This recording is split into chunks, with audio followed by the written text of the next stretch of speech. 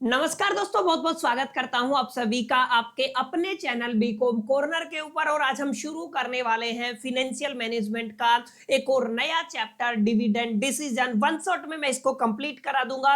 उम्मीद करता हूं आप सभी मेरे साथ अंत तक जरूर बने रहेंगे। और अगर आपको इन्फॉर्मेशन अच्छी लगती है, यूजफुल लगती है, तो इस वीडियो को एक छोटा सा लाइक करके अपने दोस्तों के साथ शेयर जरूर कर दीजिएगा। बहरहाल विदाउट वेस्टिंग टाइम चलिए शुरू करते हैं। देखिए, छोटी सी इन्फॉर्मेशन मैं आप सभी को दे देता हूं। कई किताबों में इसको डिविडेंड डिसीजन के नाम से लिखा जाता है। बहुत सारी ऐसी किताबें हैं जहां पर डिविडेंड पॉलिसीज के नाम से इस चैप्टर को पढ़ाया जाता है। आप जरूर ख्याल में रखिएगा, अगर आप लोग ग्रेजुएशन के स्टूडेंट है, माने बीकॉम प्रोग्राम या ऑनर्स के स्टूडेंट हैं, तो अगर आप लोग स्पेसिफिकली दिल्ली यूनिवर्सिटी की बात करते हैं तो ये यूनिट नंबर 4 रहने वाली है आपके सिलेबस के अंदर।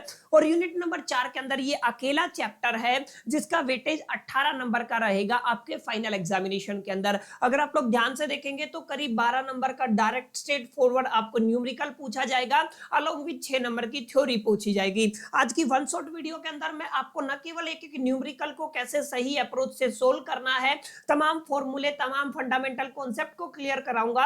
अलोंग विद मैं आपको बताऊंगा कौन कौन सी थ्योरी है जो इंपॉर्टेंट है, जो आपको आपके एग्जामिनेशन के दरमियान पढ़ के ही जानी है। तो सबसे पहले हम लोग बात करने वाले हैं अपना डिविडेंड डिसीजन को लेकर के। देखिए, बहुत सिंपल सा कॉन्सेप्ट है। डिविडेंड का मतलब क्या होता है? आप जो आपका प्रॉफिट निकालते हैं after paying the preference dividend. Preference dividend pay करने के बाद जो फाइनल आपका प्रॉफिट बचा है, वहां पे आप लोग निकालते हैं अर्निंग पर शेयर। उस अर्निंग पर शेयर को ही क्या बोला जाता है? डिविडेंड बोला जाता है। और इस डिविडेंड को कितना पे करना है, कब पे करना है, कब पे नहीं करना है, ये तमाम बातें क्या कहलाती है? डिविडेंड डिसीजन से रिलेटेड बातें हैं। माने कब हमें अपना डिविडेंड शेयर होल्डर को कंप्लीट पे करना है, कब पार्टियली पे करना है, कब हमें एक नंबर ऑफ परसेंटेज पे करना है, कब पे करना है, कब नहीं करना है। माने डिविडेंड से रिलेटेड जितने भी डिसीजन है वो क्या कहलाते हैं? डिविडेंड डिसीजन कहलाते हैं। अब काफी बच्चे जो नए हैं, जो इनिशियल लेवल से फाइनेंशियल मैनेजमेंट को नहीं पढ़ के आए हैं, उनके लिए जानना जरूरी है। अगर आप लोग एफएम को पढ़ना चाहते हैं ना,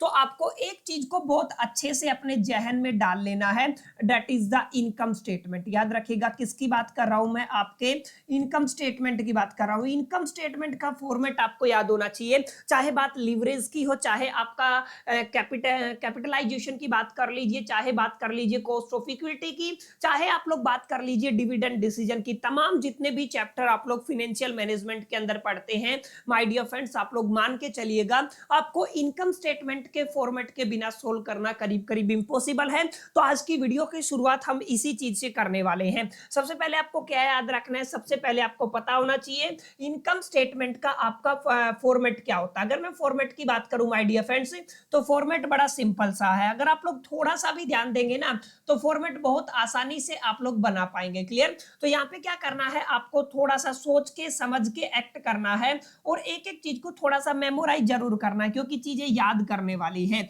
यहाँ पे आपको क्या करना है, यहाँ पे हम लोग लिखते हैं आपका अमाउंट, और यहाँ पे क्या लिखा जाता है? आपका पर्टिकुलर। तो यहाँ पे इतना काम हर आदमी कर सकता है। ठीक है? जब भी आप लोग इनकम स्टेटमेंट बनाएंगे, माने इसके ऊपर आप लोग लिख दीजिएगा इनकम स्टेटमेंट बना रहे हैं। सबसे पहला जो हमारा कंपोनेंट इनकम स्टेटमेंट के दरमियान आता है, वो आपका रहता है सेल्स। तो सबसे पहले हमें क्या लिखना होता है? आपका सेल्स लिखना होता है। सेल्स की अमाउंट यहाँ पे आपको लिख देनी है। सेल्स के अंदर से आपको कॉस्ट माइनस करना होता है। चाहे आप लोग फिक्स्ड कॉस्ट की बात कर लीजिए, चाहे आप लोग वेरिएबल कॉस्ट की बात कर लीजिए। और ध्यान रखिएगा, अगर आप लोग सेल्स के अंदर से ओनली अगर आप लोग वेरिएबल कॉस्ट को माइनस करते हैं तो आपका कंट्रीब्यूशन आएगा, और कंट्रीब्यूशन के अंदर से अगर आप लोग फिक्स्ड कॉस्ट को माइनस करते हैं तो आपका earning before interest and tax आएगा। माने अगर आप लोग सही फॉर्मेट की बात करते हैं तो सही फॉर्मेट ये कहता है कि यहाँ पे माय डियर फ्रेंड्स मेरे को लेस करना होगा। क्या लेस करना होगा? सबसे पहले मैं वीसी लेस कर रहा हूँ। वीसी का मतलब होता है वेरिएबल कॉस्ट। इसको मैं ब्रैकेट से रिप्रेजेंट कर रहा हूँ ताकि आप लोग ये समझ पाए कि हमें इस अमाउंट को माइनस करना। जैसे आप लोग सब्ट्रैक्ट करेंगे, एक अमाउंट आपको मिल जाएगा जो आपका क्या कहलाता है? आपका कंट्रीब्यूशन कहलाता है। याद रखिएगा क्या कहलाता है? कंट्रीब्यूशन। और इस कंट्रीब्यूशन का इस्तेमाल हम लोगों ने जब लीवरेज कैलकुलेट किया था, तीनों तरीके के लीवरेज, चाहे ऑपरेटिंग लीवरेज हो, चाहे आपका कंबाइंड लीवरेज हो, चाहे आपका फाइनेंशियल फाइनेंशियल लीवरेज, जो तीनों लीवरेज को कैलकुलेट करते दरमियान कंट्रीब्यूशन का यूज होगा। अब कंट्रीब्यूशन के अंदर से अगर आप लोग माइनस कर देते हैं फिक्स्ड कॉस्ट को, माने यहाँ पे भी आपको माइनस करना है तो स्मॉल ब्रैकेट आ जाएगा। जैसे आप लोग फिक्स्ड कॉस्ट को माइनस करेंगे एक अमाउंट आपके पास बचेगा, और ये जो आपका फिक्स्ड कॉस्ट के बाद अमाउंट बचेगा ना माय डियर फ्रेंड्स, इसको हम लोग कहते हैं EBIT, माने earning before interest and tax. अगर आप लोग ध्यान से देखेंगे अर्निंग का पूरा लफड़ा है यहाँ पे आपका बिफोर इंटरेस्ट है और बिफोर टैक्स है, तो इंटरेस्ट माइनस कर देंगे तो केवल EBT बच जाएगा, माने अर्निंग बिफोर टैक्स बच जाएगा। और अगर आप लोग टैक्स भी माइनस कर देंगे तो ये आ जाएगा अर्निंग आफ्टर द टैक्स। तो चीजें आपको याद करनी है, जो बच्चे पहली बार आए हैं उनके लिए मैं आपको थोड़ा कोशिश कर रहा हूं कि चीजें आप लोग समझ पाए। तो EBIT के अंदर से सबसे पहले आपका इंटरेस्ट माइनस होगा, याद रखिएगा क्या माइनस होगा, आपका इंटरेस्ट माइनस होगा। तो यहां से अगर आप लोग इंटरेस्ट माइनस कर देते हैं तो आपको एक अमाउंट मिलेगा जो क्या बनेगा, अर्निंग बिफोर टैक्स बनेगा। इसके अंदर से अगर मैं एक अमाउंट माइनस कर देता हूं जिसको क्या कहते हैं हम लोग, टैक्स कहते हैं, तो फाइनली अगर आप लोग टैक्स माइनस कर देते हैं माय डियर फ्रेंड्स तो आपको एक अमाउंट मिलेगा, क्लियर है, जिसको हम लोग क्या कहते हैं, अर्निंग आफ्टर द टैक्स कहते हैं। याद रखिएगा क्या बोला जाता है इसको, अर्निंग आफ्टर द टैक्स। और इसी को कई कई केस में आप लोग प्रॉफिट भी कंसीडर करके चलते हैं। अच्छा, इसके अंदर से अगर आप लोग एक अमाउंट और माइनस कर देते हैं जिसको हम लोग कहते हैं प्रीफरेंस डिविडेंड, क्या माइनस करना है आपको, PD, आपको पूरा लिख के आना प्रीफरेंस डिविडेंड। प्रीफरेंस डिविडेंड बहुत कम केसेस में आपको देखने को मिलेगा, लेकिन फिर भी आपको फॉर्मेट याद होना चाहिए। अगर आप लोग प्रीफरेंस डिविडेंड माइनस करते हैं तो लास्ट में जाकर के जो अमाउंट बचता है ना, हम लोग उसको कहते हैं अर्निंग फॉर इक्विटी। याद रखिएगा हम किसकी बात कर रहे हैं, हम लोग बात कर रहे हैं आपका अर्निंग फॉर इक्विटी, क्लियर है। तो ये आपको थोड़ा ध्यान में रखना है, ये फॉर्मेट आपका रहेगा। और ये जो आपका अर्निंग फॉर इक्विटी आपने निकाला, इसी के बिहा पे आपका डिविडेंड कैलकुलेशन होता है, क्लियर है। क्या कैलकुलेट करते हो आप लोग, डिविडेंड कैलकुलेट करते हो। तो फाइनेंशियल मैनेजमेंट अगर आपने पढ़ना शुरू किया है, रिसेंटली पढ़ना शुरू किया है, गांठ बांध के चले, ये फॉर्मेट आपको याद होना चाहिए। सेल्स के अंदर से वेरिएबल कॉस्ट माइनस करेंगे, कॉन्ट्रीब्यूशन बचेगा, कॉन्ट्रीब्यूशन के अंदर से फिक्स्ड कॉस्ट माइनस करेंगे, earning before interest and tax बचेगा। अगर इंटरेस्ट माइनस किया तो अर्निंग बिफोर टैक्स बच जाएगा, अगर टैक्स भी माइनस कर दिया अर्निंग आफ्टर द टैक्स बचेगा, जिसको हम लोग किस नाम से जानते हैं, प्रॉफिट के नाम से भी जानते हैं। अगर आपका प्रीफरेंस डिविडेंड गिवन है तो आपको प्रीफरेंस डिविडेंड माइनस कर देना है, उसके बाद आएगा अर्निंग फॉर इक्विटी। इस अर्निंग फॉर इक्विटी को अगर आप लोग नंबर ऑफ शेयर से डिवाइड कर देते हैं तो आपको मिलता है अर्निंग पर शेयर। आपको याद होगा क्या बोला जाता है, अर्निंग पर शेयर। इस चैप्टर के लिहाज से अगर मैं बात करूं तो हम लोग इसको क्या कहते हैं, EPS कहते हैं। EPS का मतलब क्या होता है, ध्यान से देखिएगा, मैं यहाँ पे साथ साथ लिख भी रहा हूं। हम लोग क्या कहते हैं, EPS का मतलब है आपका अर्निंग पर शेयर, माने आप लोग क्या कहेंगे, आपको एक शेयर पे कितना अर्निंग हुआ है, और यही आपका डिविडेंड होगा।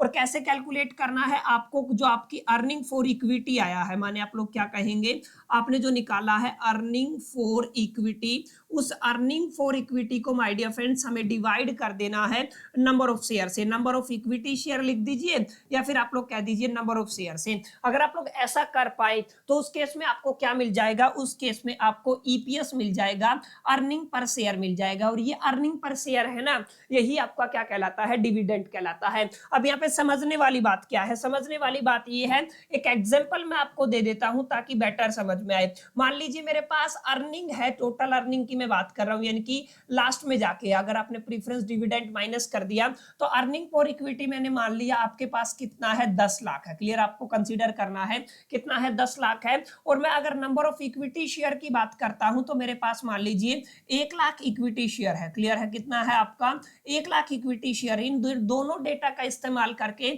आप लोग क्या निकाल सकते हैं, अर्निंग पर शेयर निकाल सकते हैं या फिर आप लोग डिविडेंड निकाल सकते हैं, क्लियर है। तो आपको क्या करना पड़ेगा, इस एग्जांपल को मैं यहाँ पे सोल्व कर रहा हूं, ध्यान रखिएगा। हमें क्या निकालना है, अर्निंग पर शेयर निकालना है। तो मैं क्या करूंगा, उस 10 लाख को डिवाइड कर दूंगा माय डियर फ्रेंड्स आपके 1 लाख से, क्लियर। तो अगर आप लोग 1 लाख से 10 लाख को डिवाइड करते हैं, ऑब्वियस सी बात है कितना आ जाएगा आपका, 10 आ जाएगा, 10 रुपए आ जाएगा, क्लियर। तो 10 रुपए आया है ना, जिसको आप लोग अर्निंग पर शेयर कहे हैं, उसी को हम लोग यहाँ पे क्या कहते हैं, उसी को हम लोग डिविडेंड कहते हैं, क्लियर है। हम लोग क्या कह रहे हैं, डिविडेंड, और जिसकी वैल्यू कितनी आई है, 10 रुपए आई है। बस इसी के ऊपर पूरा कैलकुलेशन चलेगा। इसी चीज को आपको थोड़ा सोच के समझ के अपने जहन में बैठा लेना है। अब ये 10 रुपए क्या है, आपका अर्निंग पर शेयर है, या फिर आप लोग कह दीजिए डिविडेंड है। अब इसके अंदर से कितना अमाउंट हमें शेयर होल्डर को पे करना, देखिए ये पैसा किसको जाएगा, जो शेयर होल्डर है, आप सभी को पता है वो मालिक है, शेयर होल्डर्स को हम लोगों को क्या करना पड़ेगा, ये अमाउंट पे करना पड़ेगा। अब कितना पे करना है, एग्जैक्टली भी पे कर सकते हैं, पूरा का पूरा भी पे कर सकते हैं और कुछ परसेंटेज भी पे कर सकते हैं, ठीक है। That's completely depending upon the policies, जो आप लोग डिविडेंड पॉलिसीज की बात करते हैं, गाइडलाइन की बात करते हैं, कैसे कैसे चीजें कैलकुलेट की जाती है। आगे मैं आपको वोल्टर का मॉडल पढ़ाऊंगा, गोर्डन का मॉडल पढ़ाऊंगा, एमएम अप्रोच पढ़ाऊंगा, और एमएम अप्रोच से तो सवाल आता ही आता है, तो सारी चीजें हम लोग आने वाले वक्त के अंदर डिटेल में डिस्कशन करेंगे। अभी ये हमें शेयर होल्डर्स को अमाउंट पे करना है। अब मैं मान के चलता हूं मैंने सारा अमाउंट पे ना करके एक परसेंटेज पे कर दिया है, माने आप लोग क्या कहेंगे, आपने दो हिस्सों में पेमेंट किया है, कुछ पैसा आपने रख लिया, कुछ पैसा आपने दे दिया। मैं मान लेता हूं 40% पेमेंट मैंने कर दिया। 40% का मतलब मेरे पास कितना आ जाएगा, 4 रुपए मैंने पे कर दिया, और तो ऑटोमेटिकली 60% मेरे पास रह जाएगा, माने 60% हम लोगों ने रख लिया है। क्लियर। तो अब यहाँ पे ध्यान रखना है, जो अमाउंट आपका निकला है ना, अमाउंट की बात कर रहा हूं, I am not talking about the percentage, I am talking about the amount. जो आपके पास अमाउंट है ये 6 रुपए माय डियर फ्रेंड्स, ये 6 रुपए का क्या गेम है, ध्यान रखिएगा, ये जो 6 रुपए है ये आपकी अर्निंग है। कौन सी अर्निंग है, इसको कहेंगे हम लोग, जो हमने अपने पास रख ली है, इसको कहेंगे हम लोग रिटेन अर्निंग। क्या कहेंगे आप लोग, इसको क्या कहते हैं, रिटेन अर्निंग। क्लियर है। तो याद रखिएगा ये क्या कहलाएगी, रिटेन अर्निंग, और ये जो परसेंटेज है ना ये कहलाएगा आपका रिटेंशन रेशियो। क्या कहलाएगा, आपका रिटेंशन रेशियो। और इस रिटेंशन रेशियो को बच्चा आप लोग बी से रिप्रेजेंट करेंगे। Clear.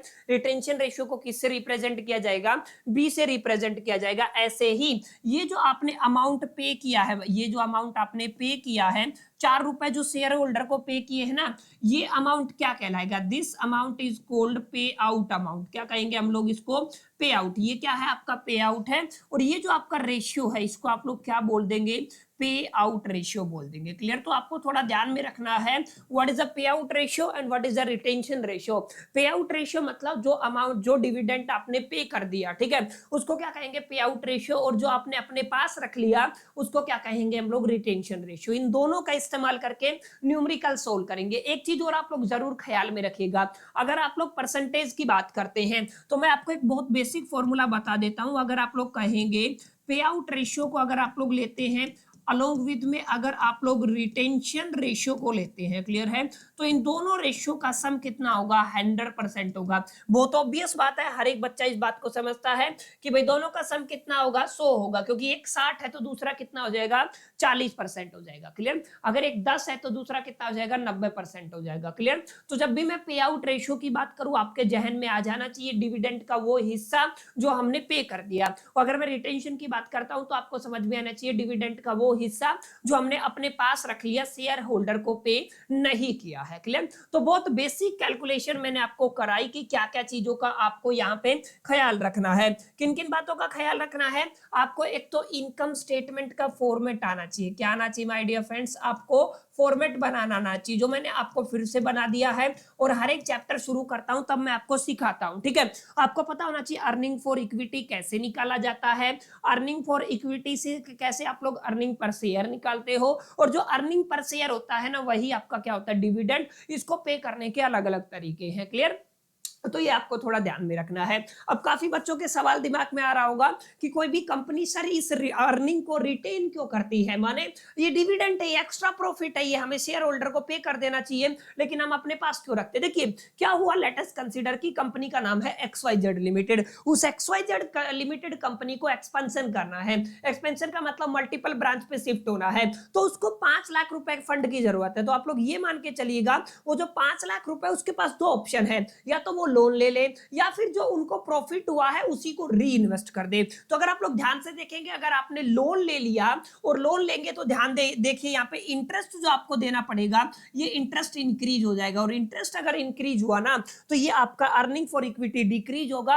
Earning for equity decrease हुआ तो ऑब्वियस सी बात है अर्निंग पर शेयर और डिविडेंड भी क्या हो जाएगा, डिक्रीज हो जाएगा। तो कहीं ना कहीं ये गलत डिसीजन होगा। तो इस केस में, इस पर्टिकुलर केस में हम लोग लोन को प्रीफरेंस ना देके हम लोग देख लेते हैं हैं कि एग्जैक्टली रिटर्न कितना मिलता है। वो रिटर्न क्या होता है आगे मैं बताऊंगा, हमारी इन्वेस्टमेंट के ऊपर रिटर्न कितना मिलता है उस बिहा पे हम लोग देखते हैं हमें रिटेंशन कितना रखना है और पे आउट रेशियो कितना रखना है। उम्मीद करता हूं ये इंट्रोडक्शन वाला पार्ट आपको समझ में आ गया होगा। अब यहाँ पे देखिएगा कितना रिटेन करके चलना है और कितना पे करना, माने पे आउट रेशियो कितना रहेगा, रिटेंशन रेशियो कितना रहेगा, इस सबको अगर आप लोग अंडरस्टैंड करना चाहते हैं तो हमारे सिलेबस में डाली गई हैं कुछ 3 थ्योरियां। कितनी थ्योरी हैं? 3 थ्योरी है। पहली थ्योरी आपकी किसकी आती है? वोल्टर की आती है, इसलिए इसको वोल्टर मॉडल कहा जाता है। दूसरी आपकी गॉर्डन की आती है, इसलिए इसको गॉर्डन मॉडल कहा जाता है। तीसरी थ्योरी आती है MM approach, Modigliani and Miller approach. दोनों का फुल फॉर्म क्या होता है? Modigliani and Miller approach. हालांकि ये दो अलग अलग प्रोफेसर थे जिन्होंने अपना एक मॉडल दिया, अपनी एक अप्रोच दी डिविडेंड को लेकर के। गॉर्डन की बात करते, गॉर्डन ने अपनी एक अप्रोच दी, और वोल्टर मॉडल की बात करें तो वोल्टर ने अपनी एक अप्रोच दी। मैं कहूं अगर एक क्वेश्चन आपके एग्जामिनेशन के अंदर 100% कंफर्म रहता है हर साल, वो आपका एमएम अप्रोच का न्यूमेरिकल रहता है। क्लियर? तो ये थोड़ा आपको ध्यान में देना है। क्लियर? तो काफी इंपॉर्टेंट बात मैंने आपको बताई। इससे पहले हम इन तीनों चीजों को समझें उससे पहले मैं आपको एक छोटा सा थ्योरी टॉपिक करा देता हूं, that is a dividend decision. Question ये पूछा जाता है अक्सर, कौन से फैक्टर है जो डिविडेंड डिसीजन को अफेक्ट करते हैं? डायरेक्ट पूछा जाएगा, explain the 3 4 5 6 factors that explain the dividend decision. And second question ऐसे भी पूछा जा सकता है, डिटरमिनेंट्स, यानी कि आपका डिटरमिनेंट्स का मतलब भी वही होता है फैक्टर। क्लियर? तो यहाँ पे क्वेश्चन क्या पूछा जाएगा? Determinants of dividend decision. Clear है? डिविडेंड डिसीजन को अफेक्ट करने वाले कुछ 5-6 फैक्टर एक्सप्लेन कीजिए। हर साल ये सवाल एग्जामिनेशन के अंदर 6 नंबर की थ्योरी में पूछा जा रहा है, तो आप लोग जरूर कंसीडर कीजिएगा कि डिविडेंड डिसीजन किस बात पे डिपेंड करेगा। अगर आप लोग यहाँ पे ध्यान से देखेंगे तो पहला पॉइंट मैंने क्या एक्सप्लेन किया? पहला पॉइंट मैंने प्रॉफिटेबिलिटी की बात की है। ठीक है? अगर आप लोग ध्यान से देखेंगे, अगर कंपनी का प्रॉफिट ज्यादा हुआ, माने प्रॉफिटेबल कंपनी है, तो ऑब्वियस सी बात है जितना ज्यादा प्रॉफिट उतना ज्यादा अर्निंग, जितना ज्यादा अर्निंग उतना ईपीएस ज्यादा, जितना ज्यादा ईपीएस मतलब उतना डिविडेंड ज्यादा। ऑब्वियस सी बात है, माने प्रॉफिटेबिलिटी डायरेक्टली इंपैक्ट करती है, मोर प्रॉफिट हायर डिविडेंड। सीधी सीधी बात है। तो पहला फैक्टर, पहला डिटरमिनेंट कौन सा होता है जो डिविडेंड डिसीजन को अफेक्ट करता है? Profitability of A company, profitability of A firm. अब कई बार क्या होगा एग्जामिनेशन के अंदर इस चैप्टर से रिलेटेड फर्म शब्द का इस्तेमाल होगा, तो this is not all about the partnership firm, we are talking about the company, तो डोंट बी कंफ्यूज, इसको कंफ्यूजन में नहीं रहना है। ठीक है ना? तो अगर आपका ज्यादा प्रॉफिट होता है तो हायर डिविडेंड रहेगा, सीधी सीधी बात है। अच्छा, दूसरा फैक्टर क्या है, इसको जरा जो गौर फरमाइएगा, लिक्विडिटी पोजीशन। लिक्विडिटी पोजीशन का मतलब कितना कैश आपकी कंपनी के पास है। अब आपको प्रॉफिट तो हो गया है, लेकिन वो जो प्रॉफिट हुआ है ना वो सेव है आपके पास, या वो पूरा का पूरा प्रॉफिट आपका एसेट्स की टर्म में है या इन्वेंट्री की टर्म में है, तो उस केस में आप लोग डिविडेंड पे नहीं कर पाओगे। लेकिन फर्ज कीजिए आपके पास जो प्रॉफिट है वो लिक्विड फॉर्म में है, लिक्विड पोजीशन आपकी स्ट्रॉन्ग है, तो आप लोग इजीली डिविडेंड को क्या कर पाएंगे? पे कर पाएंगे। समझ में आया लिक्विडिटी का क्या मतलब है? लिक्विडिटी का मतलब जो आपके पास पैसा है वो कैश की टर्म में होना चाहिए, note in the terms of asset and the जिसको इन्वेंटरी बोलते हो। क्लियर? तो आप लोगों को ध्यान में रखना है, मोर लिक्विडिटी इजियर टू पे द डिविडेंड। सीधी सीधी बात है, आपके पास ज्यादा लिक्विडिटी होगी तो आप लोग इजीली डिविडेंड को क्या कर पाएंगे? पे कर पाएंगे। ठीक है? तो दो फैक्टर मैंने आपको बताए, प्रॉफिटेबिलिटी डायरेक्टली डिविडेंड को इंक्रीज करती है, उसके बाद लिक्विडिटी, लिक्विडिटी अगर आपके पास स्ट्रॉन्ग है, लिक्विडिटी कंपनी के पास ज्यादा है, तो उस केस में इजीली आप लोग डिविडेंड को पे कर पाएंगे। तीसरा जो फैक्टर रहेगा वो है आपका stability of earning. Stability of earning का मतलब क्या है? सीधी सीधी बात है, अगर अर्निंग स्टेबल है तो डिविडेंड स्टेबल है, और अर्निंग इनस्टेबल है तो डिविडेंड भी क्या हो जाएगा? इनस्टेबल हो जाएगा। तो याद रखिएगा, ये सेम बात मैंने यहाँ पे लिखी हुई है। चौथा फैक्टर इज वेरी इंपॉर्टेंट, ध्यान रखिएगा, यहाँ पे बच्चे कंफ्यूजन में आ जाते हैं। अगला है ग्रोथ अपॉर्चुनिटी। ध्यान रखिएगा, अगर हायर ग्रोथ होगी ना तो लोअर डिविडेंड होगा, अगर ग्रोथ ज्यादा है तो डिविडेंड क्या होगा? आपका लो होगा। इस फैक्टर को भी आपको एग्जाम के अंदर क्वेश्चन आता है तो एक्सप्लेन करना है। आगे अगर मैं बात करता हूं पांचवें पॉइंट की, तो याद रखिएगा पांचवा पॉइंट क्या कहता है? पांचवा पॉइंट कहता है शेयर होल्डर प्रीफरेंस। याद रखिएगा, अगला पॉइंट क्या लिख सकते हैं? हालांकि हालांकि यहाँ पे मल्टीपल पॉइंट्स है जो हम लोग एक्सप्लेन कर सकते हैं, लेकिन 8 पॉइंट मैं आपको दे रहा हूं, 6 तक एग्जामिनेशन के अंदर पूछे जाते हैं। आप 8 लिख के आ जाइएगा, एक आध में गड़बड़ होती है तो आपको पूरे नंबर मिल जाएंगे। शेयर होल्डर प्रेफरेंस की बात करूं तो regular income preference, higher dividend, सीधी सीधी बात है। अगर आप लोग टैक्सेशन पॉलिसीज की बात करते हैं, बहुत इंपॉर्टेंट पॉइंट है, अगर ज्यादा टैक्स होगा तो ऑब्वियस सी बात है डिविडेंड क्या हो जाएगा, घट जाएगा। टैक्स कम होगा तो डिविडेंड क्या होगा, बढ़ जाएगा। अगला पॉइंट क्या है, अगला पॉइंट है इन्फ्लेशन का। इन्फ्लेशन मतलब महंगाई। अगर इन्फ्लेशन बढ़ा तो मोर रिटेंशन करना पड़ेगा कंपनी को, क्लियर है। अगर रिटेंशन ज्यादा करना पड़ेगा तो हम डिविडेंड पे आउट रेशियो कम करना पड़ेगा, सीधी सीधी बात है। आगे देखिए अगला पॉइंट क्या है, कंट्रीब्यूशन रेशियो। माने ले दे के आप लोग जब भी आपसे डिटर्मिनेंट्स ऑफ डिविडेंड डिसीजन पूछा जाए, 5-6 जितने भी फैक्टर पूछे जाते हैं, या तो आपको क्या पूछा जाएगा, फैक्टर अफेक्टिंग, याद रखिएगा। डायरेक्ट क्वेश्चन क्या आ सकता है, डायरेक्ट क्वेश्चन आ सकता है आपसे, क्या पूछा जा सकता है, फैक्टर्स अफेक्टिंग, किसको अफेक्ट करते हैं, फैक्टर्स अफेक्टिंग डिविडेंड डिसीजन। याद रखिएगा किसकी बात हो रही है, डिविडेंड डिसीजन। जितने भी आपके डिविडेंड डिसीजन को है उनको कौन कौन से फैक्टर अफेक्ट कर सकते हैं, मैक्सिमम आपसे पूछा जाएगा 6। एक्सप्लेन एनी 6, कितने एक्सप्लेन करने हैं आपको, एक्सप्लेन एनी 6। अब ऐसा नहीं आप लोगों को यही लिख के आने हैं, इन 8 के अलावा भी आपके जहन में हो सकता है और कोई फैक्टर हो जो आप एग्जामिनेशन के अंदर लिख के आ सकते हो। सबसे पहले मैंने प्रॉफिटेबिलिटी बताया, लिक्विडिटी बताया, स्टेबिलिटी बताया, उसके बाद आपका ग्रोथ अपॉर्चुनिटी बताया, उसके बाद हम लोगों ने यहाँ पे डिस्कशन किया है शेयर होल्डर प्रेफरेंस को, टैक्सेशन पॉलिसीज को, इन्फ्लेशन को डिस्कशन किया है, और लास्ट में जाके कंट्रोल ऑब्जेक्टिव को डिस्कशन किया है। बहुत बहुत इंपॉर्टेंट सवाल है, अक्षर थ्योरी के अंदर पूछ लिया जाता है। तो डिविडेंड डिसीजन को अफेक्ट करने वाले कौन कौन से फैक्टर हैं, इस बारे में आपको जानकारी, अच्छी खासी जानकारी होनी चाहिए। क्लियर? तो आई होप कितनी बातें आपको समझ में आई होंगी। यहां तक मैंने काफी चीजें आपको माय डियर फ्रेंड्स क्लियर करने की कोशिश की है। क्लियर? आई होप कितनी बातें आपको समझ में आई होंगी। यहां से आपको क्या क्या याद रखना है, पे आउट रेशियो क्या है, रिटेंशन रेशियो क्या है, ईपीएस कैसे निकाला जाता है, इन तमाम मुद्दों पर आपको जानकारी होनी चाहिए, और ये क्वेश्चन आप लोग जरूर याद कर लीजिएगा। अब आ जाते हैं अपने मेन क्वेश्चन के ऊपर, या मेन कंटेंट की बात करूं तो सिर्फ ये 3 ही आपके टॉपिक रहेंगे, Walter model, Gordon model and MM approach, जहां से सवाल अक्सर एग्जाम के अंदर आता है। देखिए तीनों अलग अलग जो प्रोफेसर है उन्होंने अलग अलग अपनी कैलकुलेशंस की, अपनी अपनी अजम्पशन के बेस पे अपने अपने मॉडल प्रेजेंट किए। अब यहां से क्वेश्चन भी पूछा जाता है, याद रखिएगा। अक्सर थ्योरी में क्वेश्चन क्या पूछ लिया जाता है, explain the assumption of the Walter model, explain the assumption of the Gordon model and the explain the assumption of the MM approach, Modigliani and the Miller approach. Clear है? तीनों के बारे में अजम्पशन आपको याद होनी चाहिए, memorise करना ही पड़ेगा, what ever the situation, what ever the circumstances, आपको याद करना पड़ेगा, कोई शॉर्ट ट्रिक नहीं है। और ना मैं आपको सजेस्ट करूंगा एफएम के अंदर आप लोग शॉर्ट ट्रिक ढूंढिएगा, आप कंफ्यूज हो जाएंगे फाइनल एग्जामिनेशन के अंदर। क्लियर? तो यहाँ पे आप लोगों को ध्यान रखना, सबसे पहले हम लोग क्या पढ़ने वाले हैं, वोल्टर मॉडल को पढ़ने वाले हैं। वोल्टर मॉडल क्या कहता है, पहली एजम्पशन देखिए, वोल्टर मॉडल ये कहता है कि जितनी भी फाइनेंसिंग हम लोग डन करते हैं वो किस बिहा पे करनी है, रिटेन अर्निंग के बिहा पे करनी है। माने आपको कोई एक्सटर्नल फिनांस नहीं करना है, लोन वोन नहीं लेना है, जितना रिटेन आपने किया है उसी से आपको फिनेंसिंग डन करनी है, सीधी सीधी बात है। माने बाहर का कोई लफड़ा नहीं रखने का। दूसरा क्या कहता है, इंटरनल रेट ऑफ रिटर्न, माने आप लोग आर जिसको कहते हैं, rate of return on the investment of the company, ठीक है, आर कहते हैं। And the cost of capital remains constant, ये थोड़ा ध्यान रखिएगा। ये मॉडल क्या कहता है, ये कहता है आपका आर, और दूसरा क्या है, cost of equity share capital, ये दोनों क्या रहते हैं, कांस्टेंट रहते हैं, माने बदलते नहीं है। क्लियर है? ये कौन कहता है, ये वोल्टर मॉडल कहता है। याद करना है बस आपको, earning and dividend constant over the time, ये भी थोड़ा ध्यान रखना है।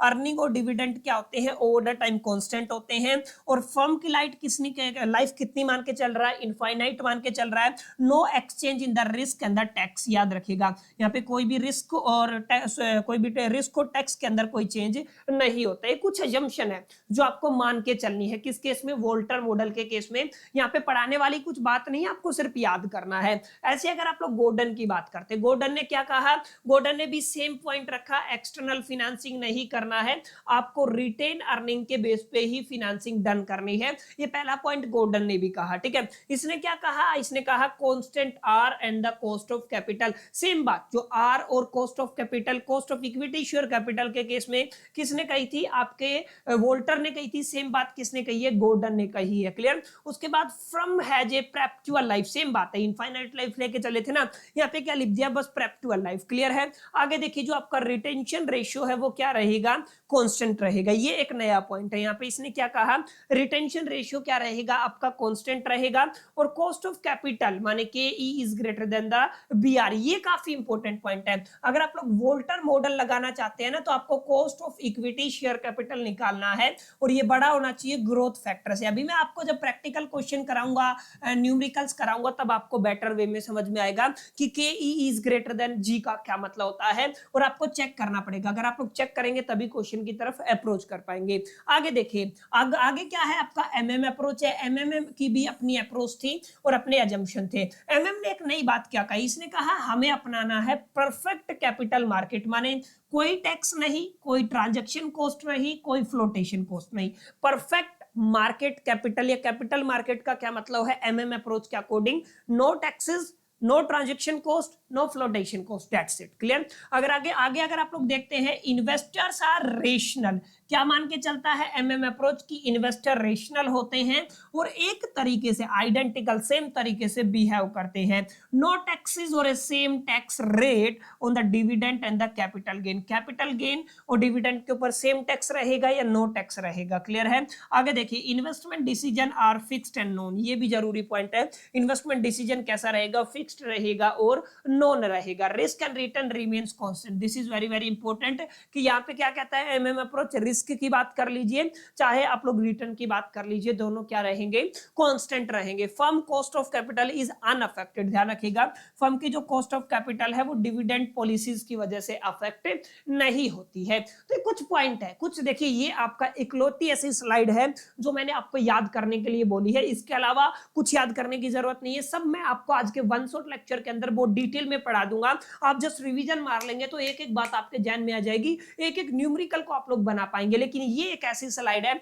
जो आपको भी, मेरे को भी, हर एक व्यक्ति को अप्रोच बाय अजम्पशन है, अजम्पशन याद करना पड़ता है, मेमोराइज करना पड़ता है, जहन में चीजें रखनी पड़ती है, दैट्स इट, कोई आपका डायरेक्ट फॉर्मूला नहीं है, क्लियर। तो यहाँ पे दो थ्योरेटिकल क्वेश्चन बन गए, एक तो determinants of the dividend decision आ गया, दूसरा क्या बना है आपका dividend decision and value of firm की बात करें उस केस में Walter model, Gordon model and the MM approach की अजम्पशंस क्या थी, दैट्स इट, इससे बाहर आपको नहीं जाना है। अब हम चलते हैं अपने प्रैक्टिकल पोर्शन की तरफ, थ्योरी खत्म हो चुका है, अब प्रैक्टिकल पे आते हैं। मैंने बताया ना हमें क्या करना है, वोल्टर मॉडल लेके चलना है। वोल्टर मॉडल सर क्या है, वोल्टर मॉडल कैसे कैलकुलेट करना होता है, क्यों इसका इंप्लीमेंटेशन किया जाता है, this is going to be very very important. Walter model की अजम्पशन अगर आप लोग फुलफिल कर देते हैं तो वोल्टर मॉडल क्या कहता है, वोल्टर मॉडल कहता है हम लोग कुछ कैलकुलेशंस कर पाएंगे। तो मैं आपको समझा रहा था वोल्टर मॉडल की, वोल्टर मॉडल के अंदर एक फॉर्मूला गिवन है, याद रखिएगा, सारी अजम्पशन के बेस पे चीजें चलेंगी। वोल्टर मॉडल ने क्या कहा, वोल्टर मॉडल ने कहा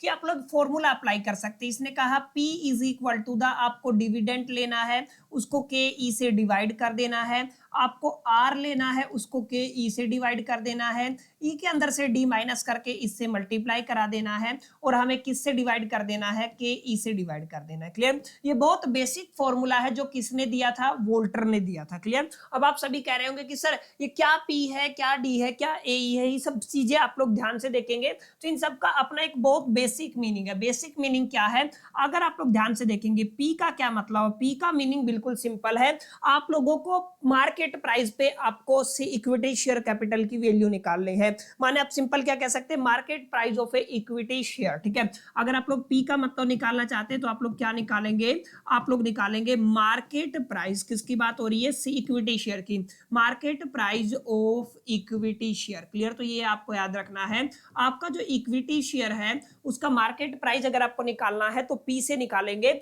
और यही आपका फॉर्मूला बनता है। डी आपका क्या बनेगा, डी आपका डिविडेंड, डिविडेंड बनेगा। क्या बनेगा? आपका डिविडेंड बनेगा। इस चीज को आपको थोड़ा ध्यान में रखना है। अगर मैं केई की बात करूं तो आपको अगर कॉस्ट ऑफ कैपिटल वाला चैप्टर याद है तो मैंने बताया था this is the cost of equity share capital. ये क्या है? आपका इक्विटी शेयर कैपिटल का क्या रहने वाला है? इक्विटी शेयर कैपिटल का कॉस्ट रहने वाला है। के ई से रिप्रेजेंट करते हैं। अगर मैं बात करता हूं आर, आर होता है रेट ऑफ रिटर्न। क्या याद रखना है आपका? Rate of return on the investment done by the company. और अगर आप लोग ई की बात करते हैं, ई का मतलब होता है अर्निंग पर शेयर, वही ईपीएस जिसको कहते हैं। अभी अभी इसका फॉर्मूला मैंने आपको कैलकुलेट करना बताया था। क्लियर है? बाकी आपका डी डिविडेंड होता है, के ई क्या होता है? आपका cost of equity share capital. Clear? तो बहुत बेसिक फॉर्मूला जो अभी तक हम लोगों ने पढ़ा ये है कि आपको अगर क्या अप्लाई करना है, वोल्टर मॉडल अप्लाई करना है तो हमें ये वाला फॉर्मूला अप्लाई करना पड़ेगा। क्लियर? सम इंपॉर्टेंट पॉइंट्स है, कुछ बातें जो आप लोगों को नोट करके जरूर यहाँ पे ध्यान रखनी है। क्या क्या बातें हैं याद रखिएगा। देखिए, कब रिटेंशन करना है, कब नहीं करना है, ये आपके दो फैक्टर पे डिपेंड करता है। देखिए, वोल्टर मॉडल कितने फैक्टर पे बात करता है? दो पे। एक तो रेट ऑफ रिटर्न की बात करते हैं, प्लस में दूसरा हम लोग cost of equity share capital की बात करते हैं। ये मॉडल क्या कहता है? ये मॉडल कहता है अगर आपका रेट ऑफ रिटर्न ज्यादा है cost of equity share capital से, इसका मतलब हमें 100% रिटेंशन करना है। क्या करना है? 100% रिटेंशन रखना है। या सिंपल लैंग्वेज में क्या कह सकते हैं आप लोग? 0% पे आउट रेशियो रखना है। क्लियर? तो बहुत बेसिक आपको रिजल्ट याद रखना है। जब जब मैं कहूंगा आपका पहला रिजल्ट क्या था, किस केस की बात हो रही है? वोल्टर मॉडल की बात हो रही है। वोल्टर मॉडल के केस में अगर आपका आर बड़ा आ जाता है cost of equity share capital से तो आपको रिटेंशन 100% रखना है। एक भी पैसा देना नहीं है, शेयर होल्डर को रिटेन करके रखना है। क्लियर है? अगर मैं दूसरी कंडीशन की बात करूं तो आर ऑब्वियस सी बात है कॉस्ट ऑफ इक्विटी शेयर से क्या हो जाएगा? छोटा हो जाएगा। अगर रिटर्न कम है cost of equity share capital से तो हमें 100% पे आउट रेशियो रखना है। क्लियर है? याद रखिएगा, हमें क्या रखना है? 100% पे आउट रेशियो, माने आपका 0% आरआर हो जाएगा, माने रिटेंशन रेशियो। 0% क्या आ जाएगा? आपका रिटेंशन रेशियो आ जाएगा। ये इससे रिलेटेड भी सवाल अक्सर एग्जाम के अंदर पूछे जाते हैं। ये आपका पहला केस है, ये आपका दूसरा केस है, एक तीसरा केस भी है। अगर आपका आर और cost of equity share capital equal हो जाते हैं उस केस में आपका क्या रहेगा? इररेलेवेंट रहेगा। क्या रहेगा? आपका इररेलेवेंट। ज्यादा बहस करने की जरूरत नहीं, दोनों केसेस में कोई ज्यादा इंपैक्ट नहीं पड़ेगा। चॉइस है, आप लोग रिटेंशन भी कर सकते हैं और आप लोग पे आउट भी कर सकते हैं। तो इस चीज को आपको जरूर ख्याल में रखना है। तो बस इतनी सी बात है कि इसके अंदर वोल्टर मॉडल के अंदर कि ये तीन रिजल्ट आपको याद रखने हैं। कब 100% रिटेंशन होगा, कब 100% आपको पे आउट रखना है, कब इररिलेवेंट सिचुएशन हो जाएगी। और आपको ये थोड़ा सा कैलकुलेट करना आना चाहिए कि अगर आप लोगों को मार्केट प्राइस निकालना है इक्विटी शेयर कैपिटल का, dividend divided by cost of equity share capital plus में रेट ऑफ रिटर्न अपॉन में cost of equity share capital multiply में ई माइनस में डी अपॉन में cost of equity share capital. बस ये formula अगर आपको आ गया ना, आप हिंदुस्तान की नहीं बल्कि अगर आप लोग फाइनेंशियल मैनेजमेंट की कोई भी किताब उठाएंगे और अगर आपसे पूछा गया है वोल्टर मॉडल अप्लाई करना है, वोल्टर मॉडल अप्लाई करके आपको क्या निकालना है, मैं कहूं आपको क्या निकालना है? मार्केट प्राइस निकालना है इक्विटी शेयर का, तो आप लोग इजीली निकाल पाएंगे। जैसे एक सवाल मैं आपकी किताब का लेके चल रहा हूं ताकि मैं बेटर तरीके से आपको क्लियर करा पाऊं। हालांकि इसमें 6, अगर आप लोग देखेंगे एक केस में 3 पार्ट 4 पार्ट है, दूसरे केस में 4 पार्ट है, तीसरे केस में 4 पार्ट है, 4 या 12 केसेस बनेंगे। ठीक है? तो आपको थोड़ा सा कैलकुलेशन पे ध्यान देना है। जैसे यहाँ पे अर्निंग पर शेयर दिया हुआ है, ठीक है, क्वेश्चन के अंदर अर्निंग पर शेयर ईपीएस दिया हुआ है जिसको हम लोग फॉर्मूले के अंदर ई से रिप्रेजेंट किए थे। कितना है? 10 रुपए दिया हुआ है, तो मैंने कितना लिख दिया यहाँ पे? 10 रुपए लिख दिया। अगर cost of equity share capital की बात करूं, के ई कितना लिखा हुआ है? आपका 0.10 लिखा हुआ है। अगर आप लोग ध्यान से देखेंगे यहाँ पे क्या है? Different rate of return given है। जैसे सबसे पहले आर की वैल्यू आप लोग 8% रखिएगा, फिर आप लोग 10% पे कैलकुलेट करके दिखाइए, फिर आप लोग 15% पे कैलकुलेट करके दिखाइए। यहाँ पे पे आउट रेशियो दिया हुआ है। देखिए, पे आउट रेशियो आपको पहले क्या रखना है? 0% रखना है, फिर आपको 40% रखना है, फिर आपको 80% रखना है, फिर आपको 100% रखना है। ध्यान रखिएगा। Cost of equity share capital निकल आया। अब देखिए एक बार फिक्स कर लेते हैं। मैं रेट ऑफ रिटर्न कितना ले रहा हूँ 8% ले रहा हूँ। अगर आप लोग आर कितना लेते हैं 8% लेते हैं, परसेंट को अगर मैं हटाऊंगा 100 से डिवाइड करूंगा तो कितना आ जाएगा 0.08 आ जाएगा, ये आपका रेट ऑफ रिटर्न आ गया। अब इस 8% के ऊपर सबसे पहले मैं मान लेता हूं पे आउट रेशियो कितना है 0% है, माने डिविडेंड कितना है, डिविडेंड 0 रहेगा, सीधी सीधी बात है, डिविडेंड कितना रहेगा 0 रहेगा, क्योंकि आपने दो ही तो चीजें पढ़ी है ना, एक आपका पे आउट रेशियो प्लस में एक आपका रेट ऑफ रिटर्न कितना है आपका 100% होता है। तो आपका पे आउट रेशियो अगर 0 है तो ऑब्वियस सी बात है डिविडेंड भी कितना हो जाएगा 0 हो जाएगा, ठीक है। तो यानी कि आपका पहला केस मैं लेके चल रहा हूं, आपने पे आउट रेशियो कितना रखा, देखिए यहाँ पे क्या लिख रहा है आपका पे आउट रेशियो, पे आउट रेशियो कितना दिया हुआ है, पहला केस आपका 0% है, क्लियर है, दूसरा केस आपका 40% है, तीसरा केस कितना है आपका 80% है, चौथा केस कितना है आपका 100% है। अब याद रखिएगा जैसे पहले मैंने आर कितना रखा है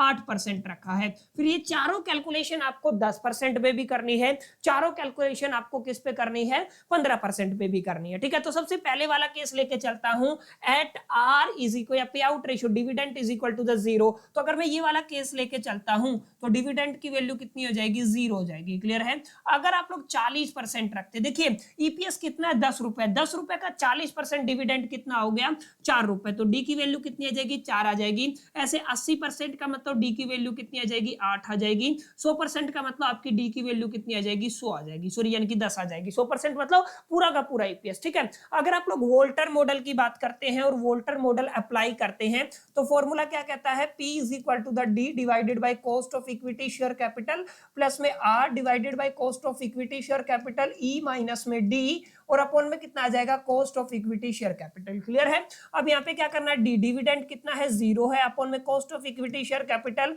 0.10 है। आगे क्या करेंगे, आर रेट ऑफ रिटर्न कितना है 0.08 दे रखा है, cost of equity share capital 0.10 है, मल्टीप्लाई में आपका ईपीएस कितना है 10 रुपए है, डिविडेंड शुरू में कितना पे किया है 0% है, अपॉन में cost of equity share capital कितना है 0.10 है। अब ये ऑब्वियस सी बात है, ऊपर 0 आ गया तो ये तो डिजिट 0 हो जाएगी। अब हमें सोल्व करना है इस डिजिट को, अगर आप लोग 0.08 को डिवाइड करते हैं 0.10 से तो हमें मिलता है 0.08, याद रखिएगा कितना मिलता है आपका 0.8 मिलता है, 10 में से 0 जाएगा तो कितना बचेगा आपका 10 बचेगा, नीचे कितना है आपका 0.01, ठीक है। ये वाली डिजिट अगर आप लोग ध्यान से देखेंगे 0.8 को मल्टीप्लाई करना है 10 से आपको मिल जाएगा 8, डिवाइड करना है 0.10 से तो आपको मिल जाएगा 80, माने अगर आप लोग ध्यान से देखेंगे तो ये आपकी मार्केट प्राइस की वैल्यू आ गई, आपके इक्विटी शेयर कैपिटल की मार्केट प्राइस कितनी रहेगी 80 रुपए। अगर आप लोग डिविडेंड 0 पे करते हैं माने 100% रिटेंशन करते हैं, क्लियर है। अब जैसे सेकंड, ये तो पहला केस था ना, अब सेकंड केस लेके चलता हूं, यहाँ पे तो डिविडेंड 0 था, अगर आप लोग डिविडेंड रेशियो, अगर आप लोग डिविडेंड पे आउट रेशियो की मैं बात कर रहा हूं, ठीक है, डिविडेंड पे आउट रेशियो कितना दिया हुआ है 40% दिया हुआ है, इसका मतलब डिविडेंड कितना हो जाएगा 4 रुपए हो जाएगा, 10 के हिसाब से कितना हो जाएगा 4, 10 का 40% निकालेंगे तो 4 हो जाएगा।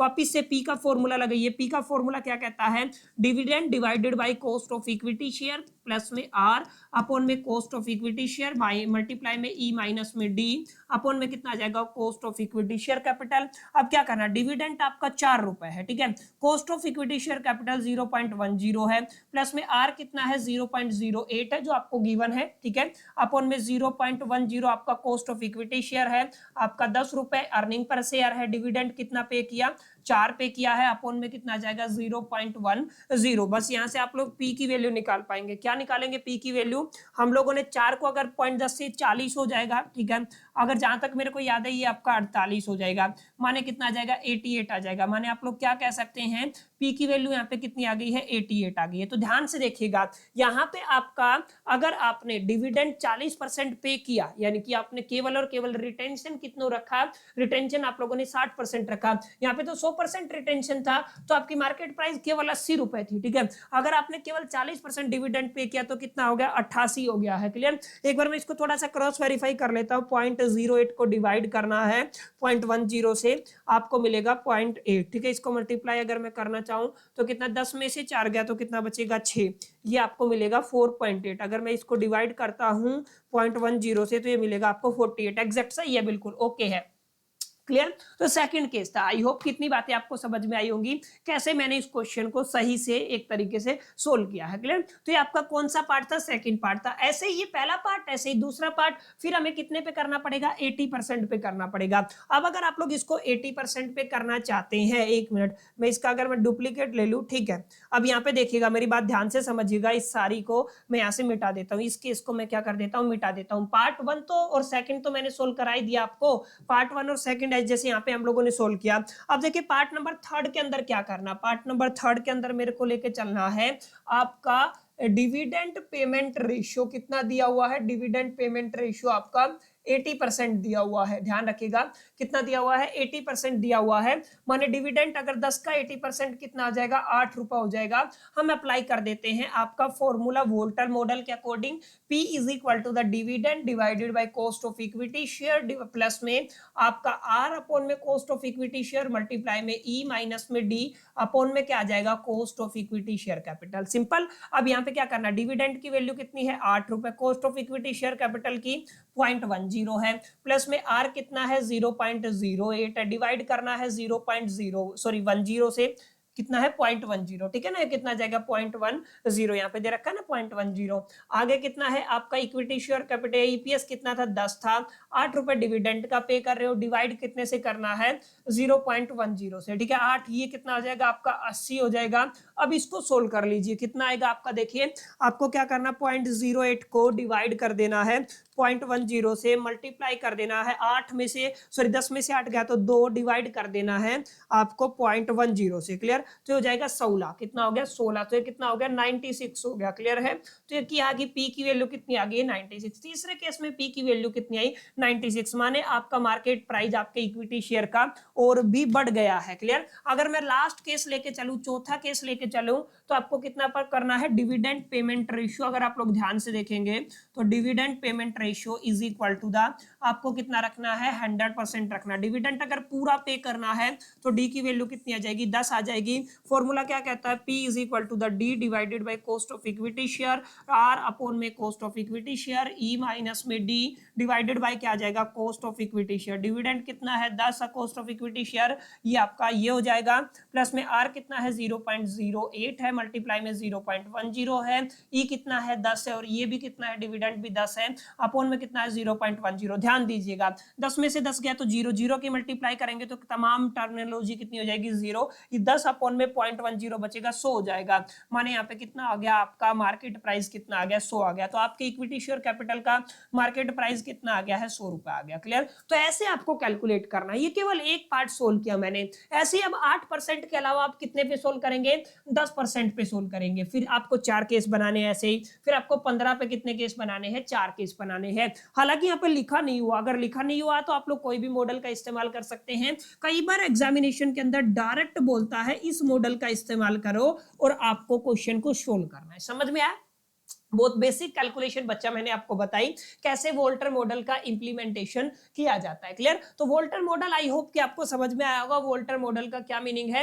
एक और न्यूमेरिकल थोड़ी सी डिफरेंट करते हैं ताकि चीजें आपको और क्लियर हो सके। यहाँ पे 3 कंपनी है, एक ए लिमिटेड है, एक बी लिमिटेड है, एक सी लिमिटेड है। आपको ए लिमिटेड के लिए सेपरेट सोल्व करना है, बी लिमिटेड के लिए सेपरेट सोल्व करना है, सी लिमिटेड के लिए सेपरेट सोल्व करना है। एक छोटी सी बात मैं आपको बता देता हूं, 10% के ऊपर 4 आंसर कितने आएंगे, 15% पे 4 आंसर कितने आएंगे, let me know in the comment box. Comment में जरूर बताइएगा ताकि आप सभी का भी रिवीजन हो सके और जितने भी बच्चे जेन्युइनली पढ़ रहे हैं वो अपने आंसर को मैच भी कर पाए। ठीक है। तो इसका आंसर कमेंट में जरूर बताइएगा, इस चीज को भूलिएगा मत। ठीक है। चलिए आगे चलते हैं। हम बात कर रहे हैं ए लिमिटेड का, आर भी दे रखा है, cost of equity share capital भी दे रखा है, अर्निंग पर शेयर भी दे रखा है। ऐसे बी लिमिटेड का है, ऐसे ही क्या है सी लिमिटेड का है। अब जैसे मैं एक के लिए सोल्व कर रहा हूं, मैं सोल्व कर रहा हूं फॉर ए लिमिटेड। याद रखिएगा हम किसकी बात कर रहे हैं, ए लिमिटेड की बात कर रहे हैं। ए लिमिटेड के अंदर क्या क्या चीजें गिवन है। सबसे पहले मेरे को आर दिया हुआ है, कितना है मेरे को 15% दिया हुआ है।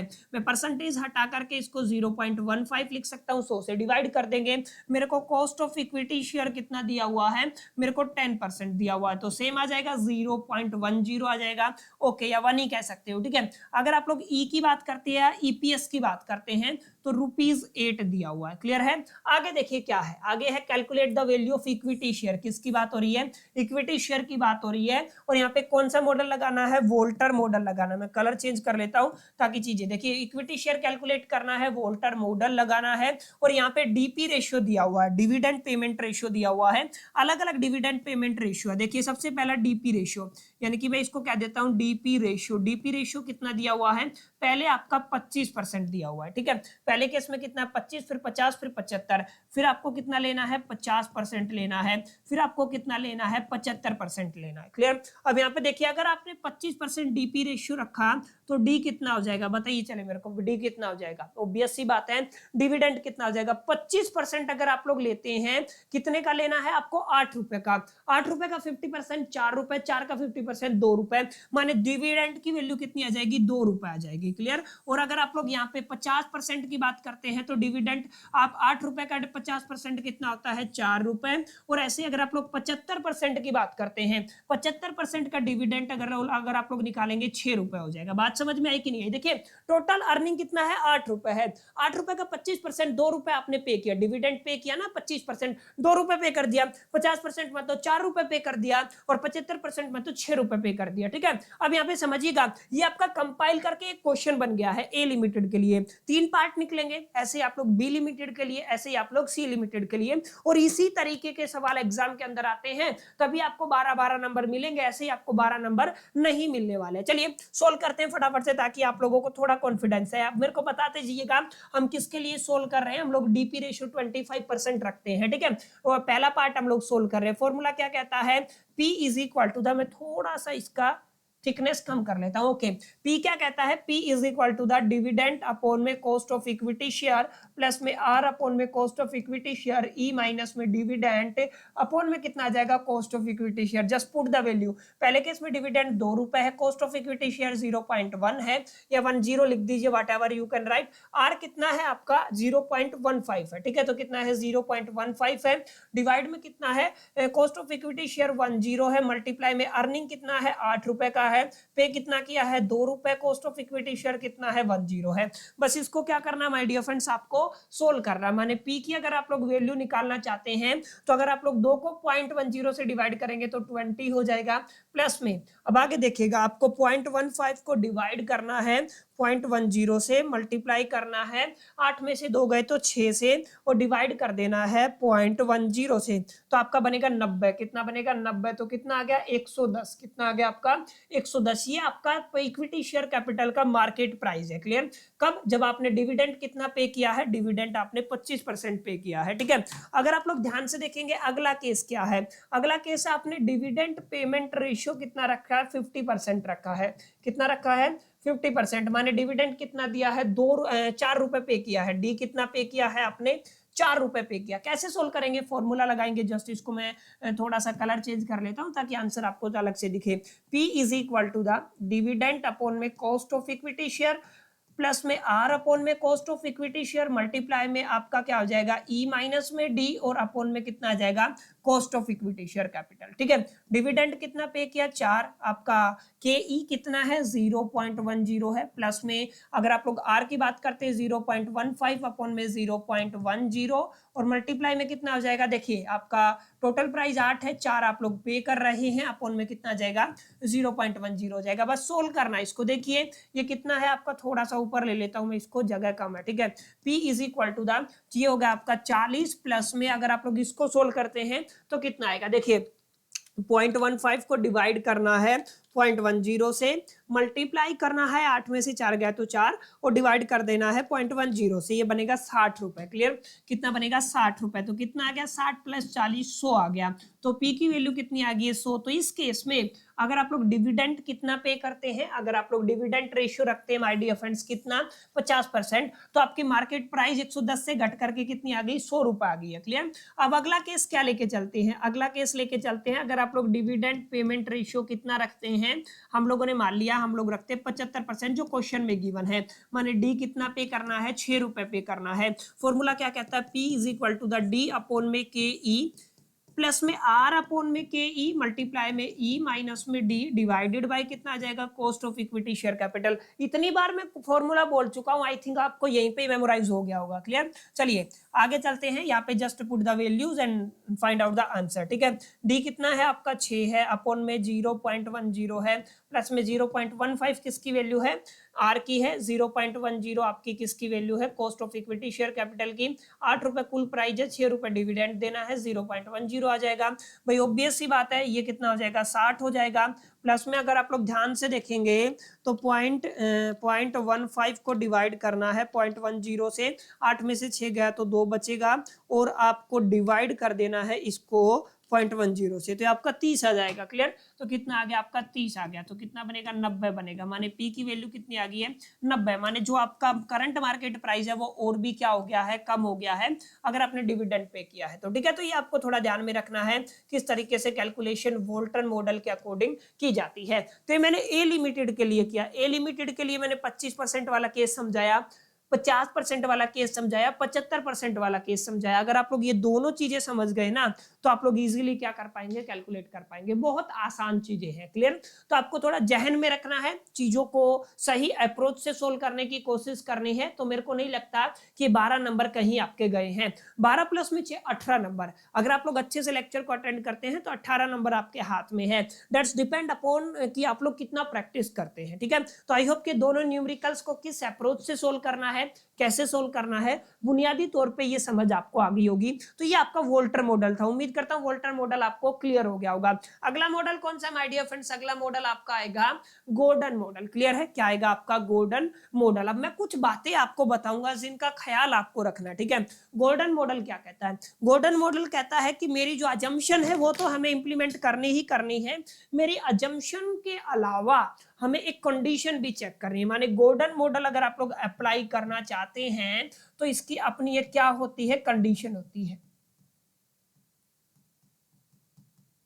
क्या होती है, गोल्डन मॉडल की अपनी एक कंडीशन होती है। गोल्डन मॉडल ये कहता है आपको पहले चेक करना, cost of equity share capital must be G. G क्या होता है आपका ग्रोथ, जी क्या होता है आपका ग्रोथ फैक्टर होता है। तो ये कंडीशन है किसकी, गोल्डन मॉडल की। क्या कहता है, अगर जी आपका बड़ा है cost of equity share capital से, तो उसी केस में माय डियर फ्रेंड्स हम लोग क्या लगाएंगे, हम लोग गोल्डन मॉडल लगाएंगे। जैसे अगर आप लोग मैं कंक्लूजन में आपको दिखाऊं ना, तो अगर आप लोग यहाँ पे देखेंगे, चलिए यहाँ पे तो नहीं लिखा हुआ है लेकिन मैं आपको वैसे ही बता देता हूं। चलिए अगर आप लोग cost of equity share capital की बात करते हैं, केई की बात करते हैं, वो किससे बड़ा होना चाहिए, जी से। अब काफी बच्चों के दिमाग में आ रहा होगा सर ये जी क्या है। जी का मतलब मैंने बता दिया, इसका मीनिंग तो क्या होता है आपका, इसका मीनिंग होता है ग्रोथ। और इसको कैसे फाइंड आउट किया जाता है, याद रखिएगा, आपको जो बी गिवन होगा उसकी मल्टीप्लाई आपको आर से कर देनी है। ठीक है, बी की किससे मल्टीप्लाई कर देनी है, आर से मल्टीप्लाई कर देनी है। और जैसा कि मैंने अभी अभी थोड़ी देर पहले आपको बताया था, बी का मीनिंग क्या होता है,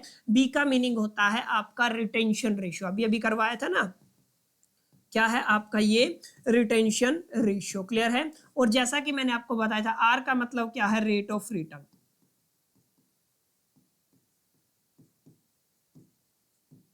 ठीक है, तो ये दोनों कंडीशन सेट, एक कंडीशन सेटिस्फाई होनी चाहिए, अजम्पशन के अलावा आपने जी निकाला। जी अगर आपका cost of equity share capital से बड़ा है, सॉरी जी आपका cost of equity share capital से छोटा है, तो उस केस में आप लोग क्या निकालेंगे, गोल्डन मॉडल अप्लाई कर सकते हैं। गोल्डन मॉडल क्या कहता है, गोल्डन मॉडल सिंपल सा फॉर्मूला आपको देता है जिसके बिहा पे आप लोग कैलकुलेशन कर पाएंगे। क्या कहता है, ध्यान से देखिएगा, गोल्डन मॉडल आपका कहता है कि अगर आप लोग निकालना, इस यहाँ पे भी सेम ही वैल्यू हम लोग निकालेंगे। सेम ही वैल्यू का मतलब हम लोग क्या फाइंड आउट करेंगे, गोल्डन मॉडल के अकॉर्डिंग भी हम लोग पी की वैल्यू ही फाइंड आउट करेंगे। पी बोले तो market price of equity share. ठीक है, आप लोग क्या निकालते हैं, market price of equity share. यहाँ पे क्या कहता है, जो आपकी अर्निंग पर शेयर है उसको 1 माइनस बी से मल्टीप्लाई कर देना है, अपॉन में क्या करना है आपको कॉस्ट ऑफ इक्विटी शेयर ले लेना है और माइनस कर देना है आपको जी से। क्लियर, तो बहुत बेसिक फॉर्मूला आपको मैंने दे दिया, मैंने नहीं, किसने दिया है, गोल्डन ने। ठीक है, ये फॉर्मूला दे दिया कि इससे आप लोग कैलकुलेट कर पाएंगे। अब काफी बच्चे कंफ्यूज मत होना, कुछ किताबों में जी लिखा हुआ है, कुछ में नहीं लिखा हुआ है। हो सकता है ऐसे लिखा हो, P is equal to the E into में 1 माइनस में बी और डिवाइडेड बाय के ई माइनस में कितना आ जाए आपका बी आर लिखा हुआ हो। क्लियर है? तो इसका भी तो मीनिंग सेम ही है, क्योंकि आपका जो जी है उसका फॉर्मूला क्या होता है, बी आर होता है। तो कंफ्यूज नहीं होना है, दोनों चीजों का मीनिंग क्या होता है माय डियर फ्रेंड्स, आपका सेम। क्लियर? तो आपको बहुत बेसिक और बुनियादी तौर पे फॉर्मूला अप्लाई करना है। अब यहाँ पे जो भी आपके एब्रीवेशंस यूज होते हैं उनको जहन में रख लीजिएगा। जैसे पी की बात करता हूं तो पी किसको रिप्रेजेंट करता है, मैंने बताया market price of equity share. Clear है? हम किसकी बात कर रहे हैं, इक्विटी शेयर की बात कर रहे हैं। इक्विटी शेयर का जो मार्केट प्राइस है वो पी से रिप्रेजेंट है। ई का मतलब क्या है, ई का मतलब आपका सेम है जिसको आप लोग क्या कहते हैं, अर्निंग पर शेयर। क्लियर? अगर आप लोग आगे लेके चलते हैं बी की बात मैं कर चुका हूं, क्या होता है ये आपका रिटेंशन रेशियो। क्लियर है? ये क्या है आपका रिटेंशन रेशियो।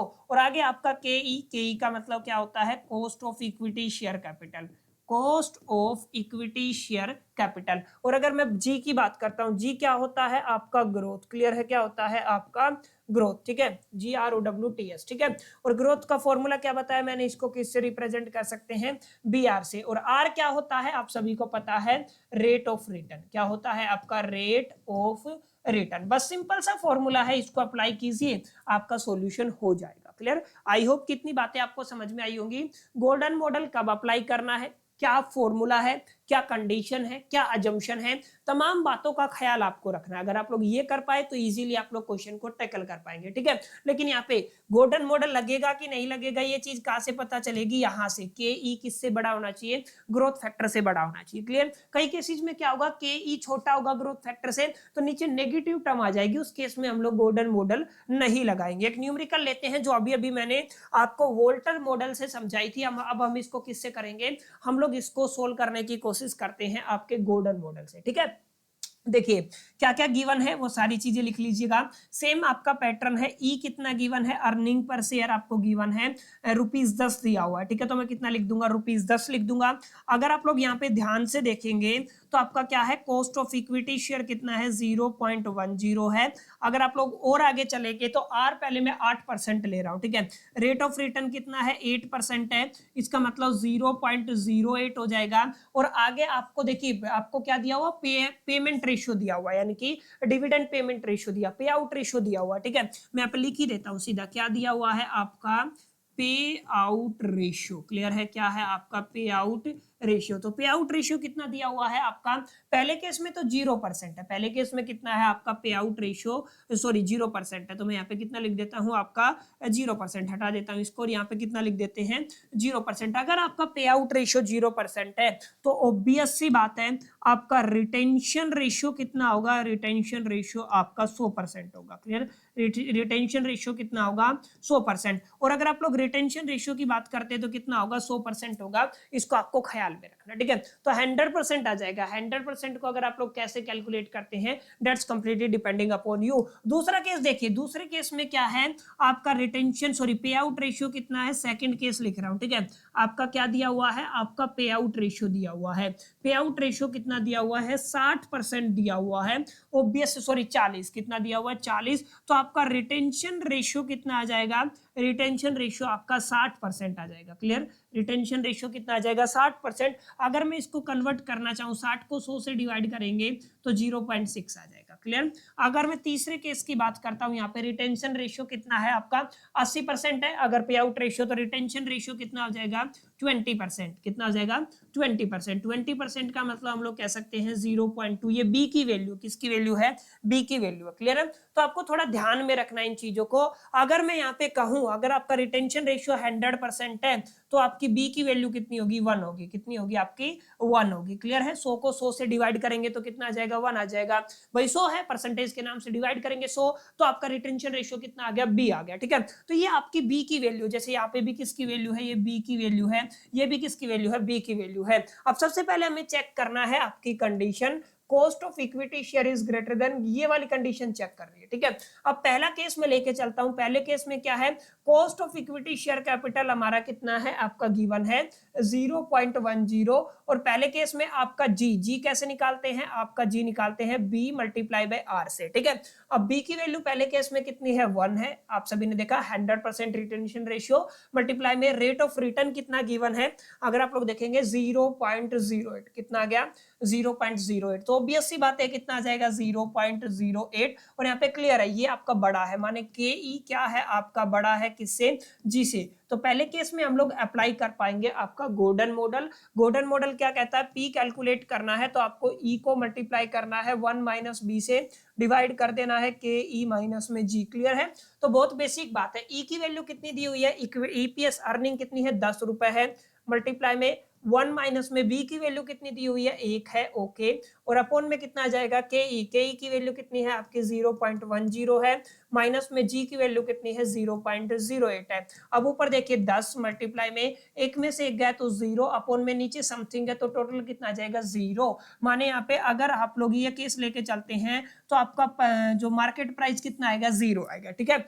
सेकंड केस लेके चलते हैं, सेकंड केस में आपने देखा के ई की वैल्यू कितनी है, वही आपकी 0.10 है। अगर आप लोग जी की बात करते हैं तो बी आर लेना पड़ेगा, बी की वैल्यू यहाँ पे कितनी है 0.6 है, 0.6 मल्टीप्लाई में 0.08, दोनों को मल्टीप्लाई करा दीजिए, माने आप लोग क्या कहेंगे 0.6 मल्टीप्लाई में 0.08, तो आपका क्या आ जाएगा, आपका आ जाएगा ये 0.048। तो ऑब्वियस सी बात है बहुत छोटा है इससे, तो अगर आप लोग ध्यान से देखेंगे यानी कि cost of equity share capital is greater than the G, then we can easily apply the golden model. हम लोग क्या कर सकते हैं, गोल्डन मॉडल अप्लाई कर सकते हैं। देखिए पहला पार्ट में करा चुका हूं, समझ में आ गया होगा। जब आप लोग बी की वैल्यू 1 लेके चलते हैं 100%, तो पी का फॉर्मूला क्या होता है, पी होता है आपको ई लेके चलना है, मल्टीप्लाई में 1 माइनस में बी लेके चलना है, अपॉन में cost of equity share capital लेके चलना है, माइनस में आपको जी लेके चलना है, ठीक है। ई की वैल्यू कितनी है टोटल 10 रुपए है, ओके। आगे क्या करना है आपको 1 माइनस में बी, बी की वैल्यू कितनी आई है आपकी, बी की वैल्यू आपकी आई थी यहाँ पे देखिए 0.6, ठीक है, तो कितना आ जाएगा 0.6 आ जाएगा, अपॉन में K E cost of equity share capital कितना है 0.10 है, माइनस में कितना है 0.048। क्लियर है, ऊपर देखिए 10 मल्टीप्लाई में एक में से 0.6 गया तो 0.4 बचेगा। क्लियर है, अपॉन में कितना है, अगर आप लोग नीचे डिवाइड करेंगे तो आपका 0.10 के अंदर से अगर मैं माइनस कर देता हूँ 0.048, तो कितना बनता है 0.052। क्लियर है, और अगर आप लोग ध्यान से देखेंगे तो ऊपर क्या है 10 मल्टीप्लाई में 0.4 डिवाइडेड बाय 0.052, तो ये कितना आ जाएगा आंसर आपका, एक मिनट, ये कितना आ गया, अगर आप लोग 10 को मल्टीप्लाई करते हैं कितने से 0.4 से, 0.4 से डिवाइड, तो ये आपका 4 आ जाएगा। क्लियर, नीचे क्या है आपका, नीचे है आपका ये, इसको मैं ऐसे लिख सकता हूँ 52 मल्टीप्लाई बाय पॉइंट हटा दूं तो एक और आपके कितने आ जाएंगे 3 जीरो आ जाएंगे, माने आप लोग क्या कह सकते हैं, आप लोग कह सकते हैं 4000 और डिवाइड में कितना आ जाएगा 52, बस इसको सोल्व कर लीजिए, 4000 डिवाइड में कितना आ जाएगा 52, आंसर आपका 76 के समथिंग आएगा। तो आप मान लीजिए पी की वैल्यू कितनी आ गई है आपकी 76। तो ये आपका सेकंड केस था जहां पे हम लोगों ने क्या किया, हम लोगों ने किसको सोल्व किया, गॉर्डन मॉडल के अकॉर्डिंग आपकी पी की वैल्यू निकाली। ऐसे ही तीसरा केस क्या आएगा, जब आप लोग रेट ऑफ रिटेंशन रेशियो कितना लेके चलेंगे 0.2 लेके चलेंगे, 0.2 बी की वैल्यू होगी, ठीक है। अगर मैं इसी को डुप्लीकेट कर लेता हूं, ठीक है, अगर मैं आपको यहाँ पे दिखाऊं, चलिए यस, अब देखिए कैसे करना है। अगर मैं इसी को आगे सोल्व करना चाहूँ, ये तो मैं यहाँ से हटा देता हूँ, जो चीजें हमने कैलकुलेट कर ली उनको एक बार हटा देते हैं, ठीक है। यहाँ पे देखिए यस, ये थोड़ा सा रह गया, इसको हटा देते हैं। चलिए देखिए अब क्या है, आगे क्या है, यहाँ पे रिटेंशन रेशियो तीसरे केस में क्या है 20%, माने बी की वैल्यू कितनी है 0.2%। तो सबसे पहले हम लोग के ई की वैल्यू लिख लेते हैं, के ई की वैल्यू है 0.10, हमें जी निकालना है, जी की वैल्यू कितनी होती है बी आर, बी की वैल्यू कितनी है 0.2 है, मल्टीप्लाई में आर की वैल्यू कितनी है 0.08 है, ठीक है। इसको सोल्व कर लेते हैं, माने हम क्या कह सकते हैं, हम लोग कह सकते हैं 0.2 मल्टीप्लाई में 0.08, ये कितना आ जाएगा 0.016। तो ऑब्वियस सी बात है बहुत छोटा है, माने के ई बहुत बड़ा है किससे, जी से। तो आप लोग गोल्डन मॉडल इजीली अप्लाई कर पाएंगे। गोल्डन मॉडल क्या कहता है, आपको पी निकालना है, market price of equity share capital. तो कैसे करेंगे हम लोग, इसको ई को मल्टीप्लाई कर देंगे 1 माइनस बी से, अपॉन क्या करना है, अपॉन करना cost of equity share, minus में जी कर देंगे, ठीक है। ई की वैल्यू कितनी दी हुई है 10 रुपए दी हुई है, 1 माइनस में बी की वैल्यू कितनी है 0.2 है, अपॉन में क्या कर देंगे, अपॉन में कर देंगे cost of equity share capital ये है, माइनस में जी की वैल्यू कितनी है 0.16 है। क्लियर, ऊपर देखिए क्या बना, ऊपर बना आपका 10 मल्टीप्लाई में कितना आ गया, 1 में से 0.02 चला गया तो 0.8 बच जाएगा, डिवाइड करना है अगर आप लोग 0.10 में से, ये थोड़ी 06 से थोड़ा ध्यान रखिएगा, यानी कि अगर मैं कहूँ 0.10 में से माइनस करना, सॉरी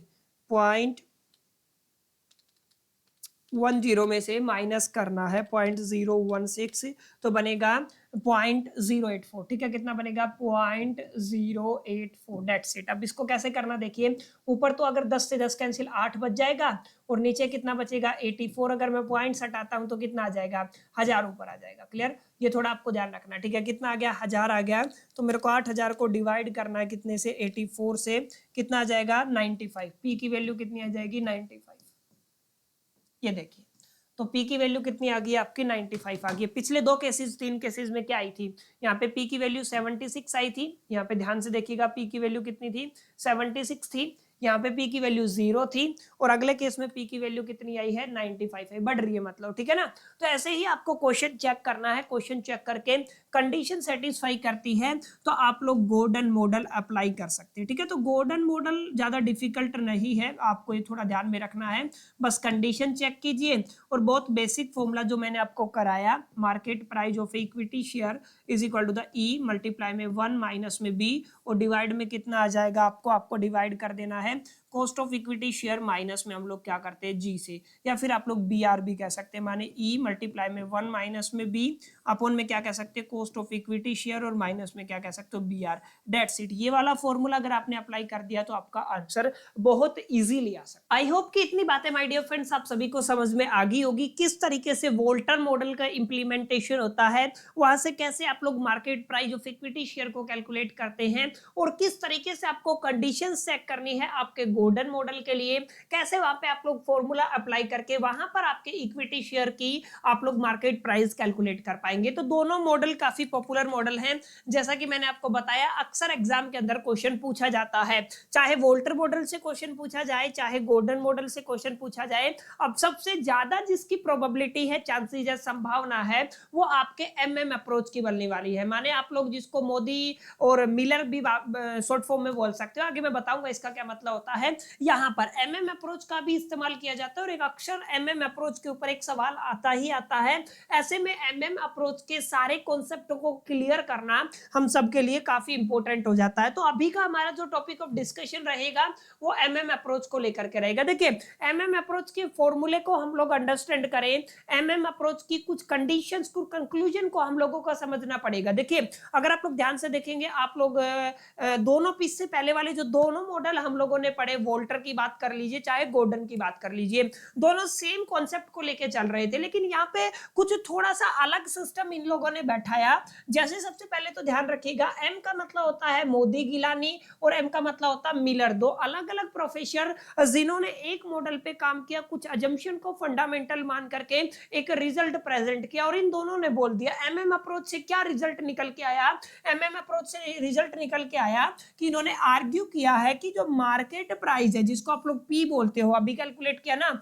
मार्केट प्राइस किसी भी शेयर का वो अफेक्ट होता है अर्निंग ऑफ फर्म से। ध्यान रखिएगा कि आपकी फर्म की अर्निंग कितनी हो रही है, ना कि इस चीज से कि आप लोगों ने इनकम का डिस्ट्रीब्यूशन कैसे किया है। इससे पहले वाले केस में हमने देखा इनकम डिस्ट्रीब्यूशन के बेस पे आपका मार्केट प्राइस अफेक्ट हो रहा था। ये बात कौन बोल रहा था, आपका गॉर्डन मॉडल बोल रहा था, वोल्टर मॉडल बोल रहा था। एमएम अप्रोच का अलग मानना था। एमएम अप्रोच का मानना था अगर आप लोग किसी भी शेयर की मार्केट प्राइस निकालना चाहते हैं तो वो आपकी फर्म की अर्निंग से अफेक्ट होगी, कम और ज्यादा होगी, वो ना किससे डिस्टर्ब होगी, इनकम डिस्ट्रीब्यूशन से डिस्टर्ब या अफेक्ट नहीं होगी। ये कंक्लूजन तो कई बार पूछ लिया जाता है एग्जामिनेशन के अंदर, एमएम अप्रोच कैसे आपके वोल्टर और गोल्डन मॉडल से डिफरेंट था। MM stand for the Modigliani Miller आप लोग बोल सकते हैं। और एक तीसरी इंपॉर्टेंट बात, यहाँ पे कंडीशन तो खैर यहाँ पे नहीं लगेगी, ये कंडीशन यहाँ पे नहीं है, पिछले मॉडल की है, मैंने आपको बता दिया, गलती से लिख दिया। ठीक है, ये वाली बात हम लोग कर चुके हैं कि एग्जैक्टली क्या कंडीशन वो आपकी वहां पे रहने वाली है। तीसरी केस अगर आप लोग ध्यान से देखेंगे,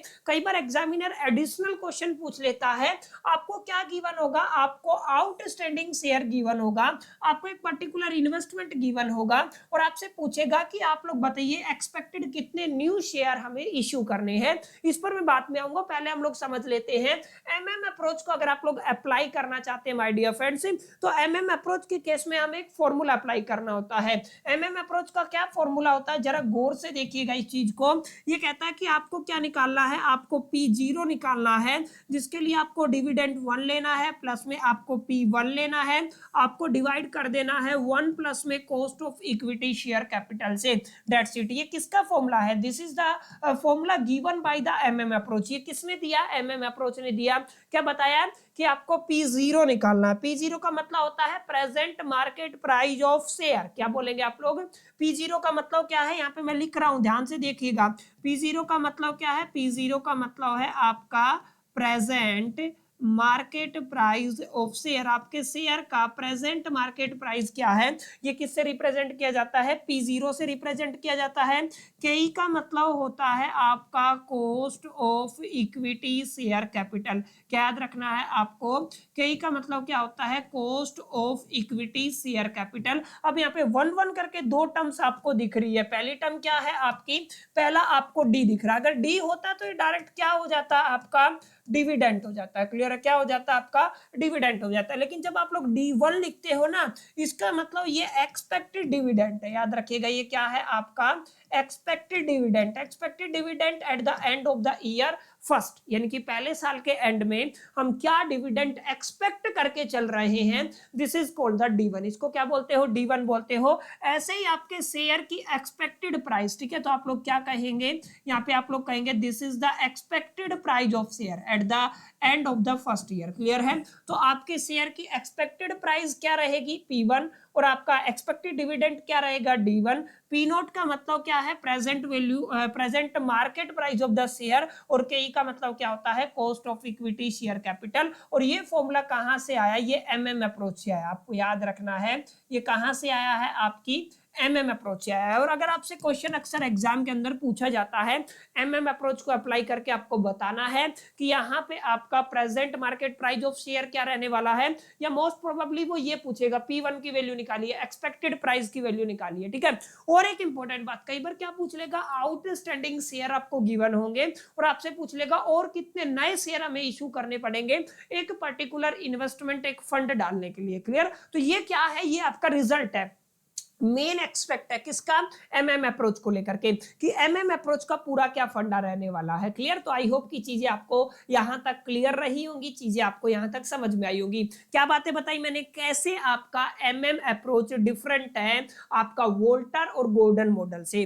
वोल्टर और गोल्डन मॉडल का कहीं ना कहीं ये मानना था कि अगर आप लोग शेयर की बात करते हैं और शेयर के मार्केट प्राइस की बात करते हैं, वो कहीं ना कहीं आपकी फर्म, आपकी कंपनी की जो इनकम डिस्ट्रीब्यूशन है उसके पैटर्न के ऊपर डिपेंड करता है।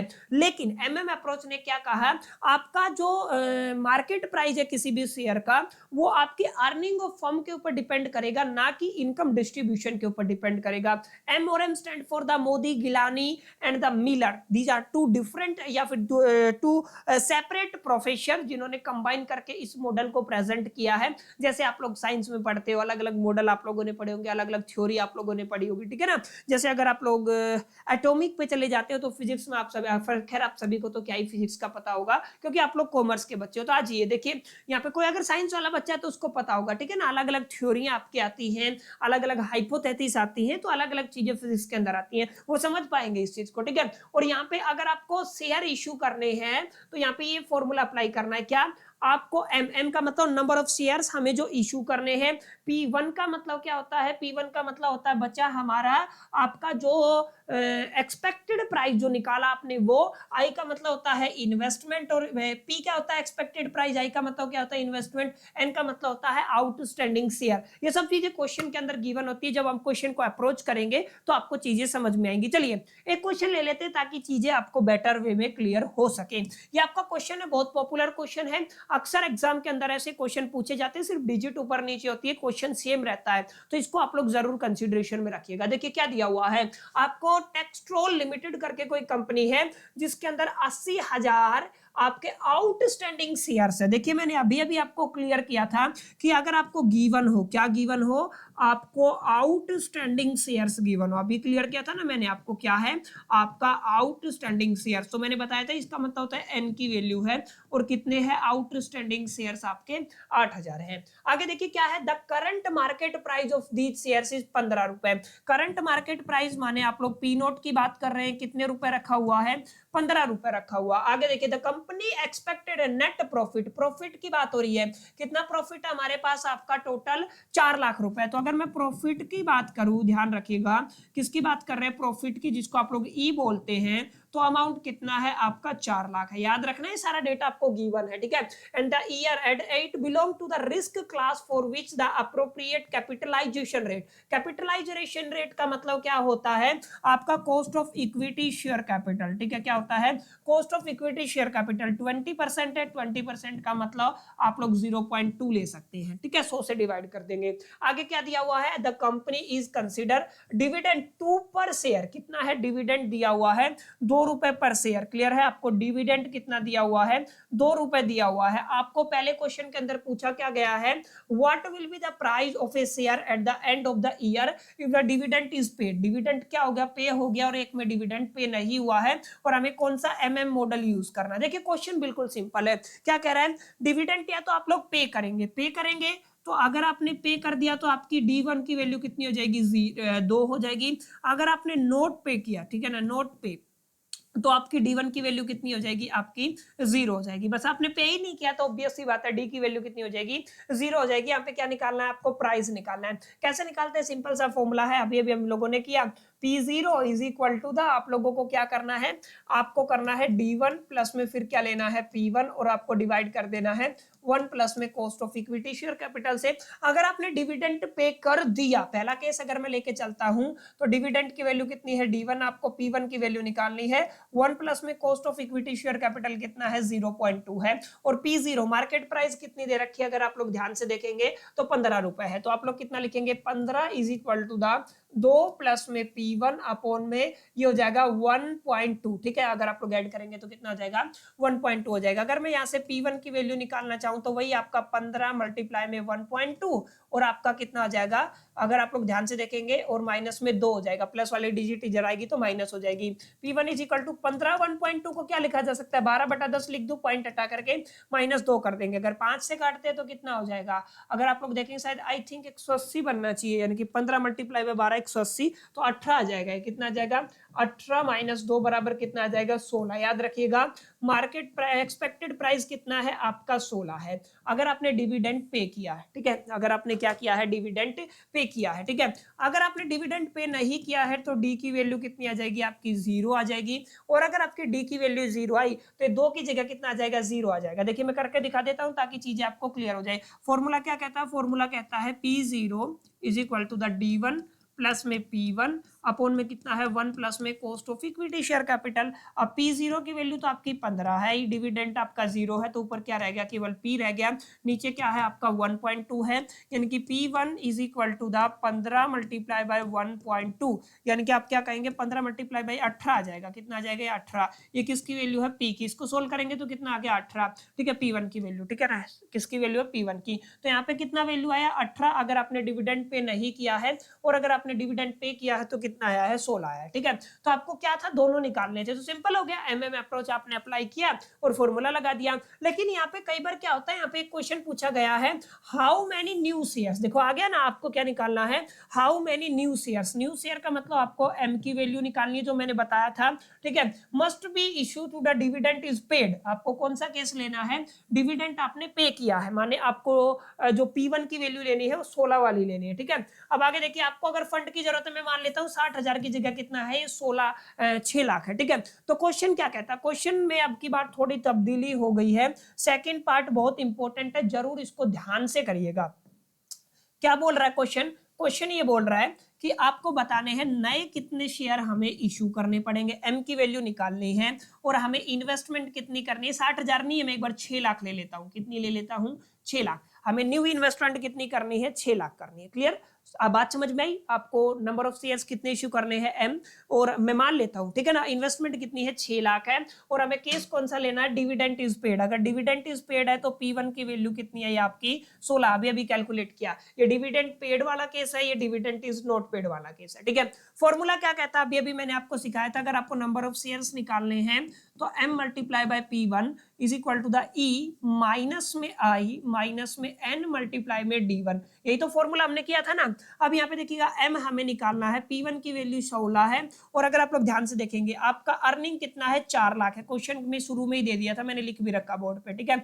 माइनस में इन्वेस्टमेंट बचा कितनी है 6 लाख है, क्लियर, कितनी है आपकी 6 लाख है, तो यहाँ पे कितने लिख देंगे 6 लाख माइनस में n मतलब नंबर ऑफ आउटस्टैंडिंग शेयर्स 80,000 है, क्लियर, कितना आ जाएगा आपका 80,000 हो जाएगा। तो 80,000 मल्टीप्लाई में आपकी डी, यहाँ पे D1 की वैल्यू कितनी है 2 है, ठीक है, कितनी है आपकी 2 है, तो यहाँ पे मल्टीप्लाई कर दीजिए, कितना बना 4 लाख है आपका, 4 लाख के अंदर से आपको माइनस करना है 6 लाख माइनस में 8 दूनी 6 लाख, 1,60,000। अगर आप ध्यान से देखिएगा 6 लाख के अंदर से अगर मैं माइनस करता हूं 1,60,000, ठीक है ना, तो कितना आएगा आपका, ये बनेगा 4,40,000, ठीक है, तो कितना बनेगा 4,40,000। 4,40,000 अगर नहीं कुछ गड़बड़ है, ठीक है ना, कहीं पे कोई मिस्टेक है, ठीक है, 4 लाख की हमारी इन्वेस्टमेंट है, ठीक है, 15 रुपए फेस वैल्यू है, 6 लाख की, तो फिर डिजिट चेंज हो जाएगी, डिजिट बड़ी आ जाएगी, 1,60,000 है, 4,40,000 बचेगा। अगर 60,000 लेते हैं तो नहीं बनेगा बात। तो आप लोग एक बार इन्वेस्टमेंट वाला डेटा थोड़ा सा चेंज कर लीजिए, मैं इसको ले लेता हूँ 2,40,000 इन्वेस्ट। देखिए क्वेश्चन में थोड़ी गड़बड़ है क्योंकि हमने डेटा चेंज किया था, सेट नहीं हो रहा है। हम लोग कितना ले लेते हैं 2,40,000 ले लेते हैं, ठीक है, एक बार के लिए ले लीजिए, कितना ले लेते हैं 2,40,000। तो मैं इसको थोड़ा सा हटा देता हूँ यहाँ से, हम लोग क्या कर देंगे यहाँ पे 2,40,000 लिख देंगे, ठीक है, तो कितना आ जाएगा आपका, यहाँ पे लिख देंगे 2,40,000। अब ठीक है, 1,60,000 में से 2,40,000 में से हमें क्या करना है, माइनस कर देना है 1,60,000 को, ठीक है। अब ठीक है, तो कितना आ जाएगा 80,000 आ जाएगा, यहाँ पे कितना आ गया आपका 80,000 आ गया, बस माइनस कर दीजिए। 4 लाख में से अगर आप लोग 80,000 माइनस करेंगे तो कितना आ जाएगा 3,20,000, सिंपल सी बात है, कितना आ गया 3,20,000 is equal to the m multiply by 16 divide में आ जाएगा 3,20,000, और हम लोग क्या करेंगे डिवाइड में कितना आ जाएगा 16, तो हम लोग क्या कर देंगे 3,20,000 को डिवाइड कर देंगे कितने से, सॉरी डिवाइड कर देंगे हम लोग कितने से 16 से, तो कितना आ जाएगा 20,000 आ जाएगा। एग्जैक्ट डेटा कितना है आपका 20,000 आया, क्लियर। तो ये आपका कितना आ जाएगा, कितने नए शेयर इशू करने पड़ेंगे, 20,000 शेयर हमें क्या करने पड़ेंगे, इशू करने पड़ेंगे। नोट कीजिएगा मैंने डेटा काट करके कितना कर दिया है, यहाँ पे सवाल में गड़बड़ है 2,40,000, ठीक है, हो सकता है प्रिंटिंग के टाइम पे या टाइपिंग के टाइम पे गड़बड़ रहा हो, ठीक है, क्योंकि वो जो आपका डेटा था पहले लिया था वो 4 लाख बन रहा था, और 4 लाख में से 4,40,000 थोड़ी ना माइनस होगा, ऑब्वियस सी बात है, इतनी तो कॉमन सेंस आप सभी के भी पास है। कई बार क्या होता है इसी क्वेश्चन को कह देता है कि आपको ये करना है कि डिविडेंड इज नॉट पेड। अगर आपका ये जैसे यहाँ पे तो कहता है डिविडेंड इज पेड, तो हमने क्या किया P1 की वैल्यू कितनी ले ली 16 ले ली। अगर डिविडेंड इज नॉट पेड तो P1 की वैल्यू कितनी आ रही है 18 आ रही है। कहां पे आ रही है 18, देखिए यहाँ पे आ रही है 18, ठीक है। तो यहाँ पे फॉर्मूले में क्या चेंज होगा, यहाँ तक ये वाला देखिए लास्ट स्टेप से मैं सोल्व कर रहा हूँ। अगर डिविडेंड इज नॉट पेड, यहाँ पे मैं क्या लिख रहा हूँ आपका डिविडेंड इज नॉट पेड, आपने क्या किया डिविडेंड इज नॉट पेड, तो आपका जो P1 का वैल्यू है वो कितना है आपका 18 है। फॉर्मूला क्या है m इंटू P1 कितना है 18, बाकी सब कितना आ रहा है 3,20,000 आ रहा है, ठीक है। तो इसको डिवाइड कर देंगे तो आपका m is equal to the 3,20,000 divide में कितना आ जाएगा आपका 18 आ जाएगा। तो ऐसे आप लोग नंबर ऑफ शेयर्स को निकाल पाएंगे। माने अगर मैं 3,20,000 को डिवाइड करता हूं 18 से तो आपका कितना बनता है 1777 के आसपास बनता है, ठीक है। 1777 अप्रोक्स है, थोड़ा कैलकुलेट कर लेना, इसका कैलकुलेशन में कई बार गड़बड़ मिस्टेक आ जाती है, ठीक है। तो ये आपकी m की वैल्यू आ जाएगी, ठीक है। तो यहाँ पे कितने सॉरी 17,770 मान लीजिए, ठीक है ना। यहाँ पे कितना था 20,000 शेयर था, ठीक है। तो इस तरीके से आप लोग कैलकुलेट कर पाएंगे। अगर एक सही अप्रोच लेते हैं तो MM मॉडल बहुत आसान है, सिर्फ एक फॉर्मूला है जिसका इस्तेमाल करके आप लोग कैलकुलेशन कर पाएंगे। तो यहाँ पे हम लोगों ने क्या समझा, एमएम मॉडल का क्या फॉर्मूला होता है, ये वाला कैसे इंप्लीमेंट करना है, न्यू शेयर्स कैसे निकालने हैं, ठीक है ना, कैसे इन्वेस्टमेंट वाला कॉन्सेप्ट लगाना है। आगे देखिए, अगर मैं कंक्लूजन की बात करूं माय डियर फ्रेंड्स, तो कंक्लूजन क्या है आज की क्लास का, कंक्लूजन ये है जो आपके सामने है। 3 मॉडल हम लोग पढ़ चुके हैं, वोल्टर का मॉडल पढ़ चुके हैं, गॉर्डन का मॉडल पढ़ चुके हैं और आपका एमएम अप्रोच का मॉडल पढ़ चुके हैं। एक मॉडल जिसके अंदर आपको कंडीशन चेक करनी है वो आपका गॉर्डन का मॉडल है, जहां पे कॉस्ट ऑफ इक्विटी शेयर आपकी ग्रोथ से ज्यादा होना चाहिए डेट सीट, या फिर cost of equity share capital आपका बड़ा होना चाहिए बीआर से, what ever you can say, ठीक है। ये बात हम लोगों ने एजम्पशन के टाइम पे भी लिखी थी, ठीक है। ये फॉर्मूला हमने पढ़ा, P is equal to the D upon K E plus में आर अपॉन में के ई इंटू में ई माइनस डी अपॉन में के, ये तमाम चीजें हम लोग अभी अभी पढ़ के आ चुके हैं क्या होता है। ऐसे हमने गॉर्डन का मॉडल पढ़ा, ऐसे हम लोगों ने एमएम अप्रोच पढ़ा, और एमएम अप्रोच के अंदर मैंने बताया इसके ऊपर अक्सर एग्जाम के अंदर क्वेश्चन आता है, जो मैंने अभी लास्ट टाइम दोनों क्वेश्चन कंपाइल करके आपको कराए। तो ये पूरा एक्सट्रैक्ट है डिविडेंड डिसीजन से रिलेटेड, जितनी भी बातें थी, जितने भी क्वेश्चन थे, मैंने आपको इस वन शॉट वीडियो के अंदर कवर कराए, कोशिश की है सारे क्वेश्चन कराने की। अब पिछले अगर आप लोग 4-5 साल के पीवाईक्यूज उठा के देखेंगे तो माय डियर फ्रेंड्स आप लोग पाएंगे कोई क्वेश्चन ऐसा नहीं है जो मैंने कवर ना कराया हो, कोई ऐसी चीज नहीं है जो मैंने अपनी वीडियो के अंदर ना समझाई हो। आपके सारे कॉन्सेप्ट क्लियर हो गए होंगे, थ्योरी पार्ट भी कवर करा दिया, न्यूमेरिकल पार्ट भी। उम्मीद करता हूं लेक्चर आपको पसंद आया होगा, वीडियो अच्छा लगा होगा। वीडियो अच्छा लगा तो लाइक कर दीजिएगा, दोस्तों के साथ शेयर करना मत भूलिएगा। पहली दफा चैनल पे है तो सब्सक्राइब करके बेल आइकन को जरूर प्रेस कर लीजिएगा। अगले पार्ट में मिलते हैं, जब तक के लिए मैं तो सोल दी बेस्ट, लकी।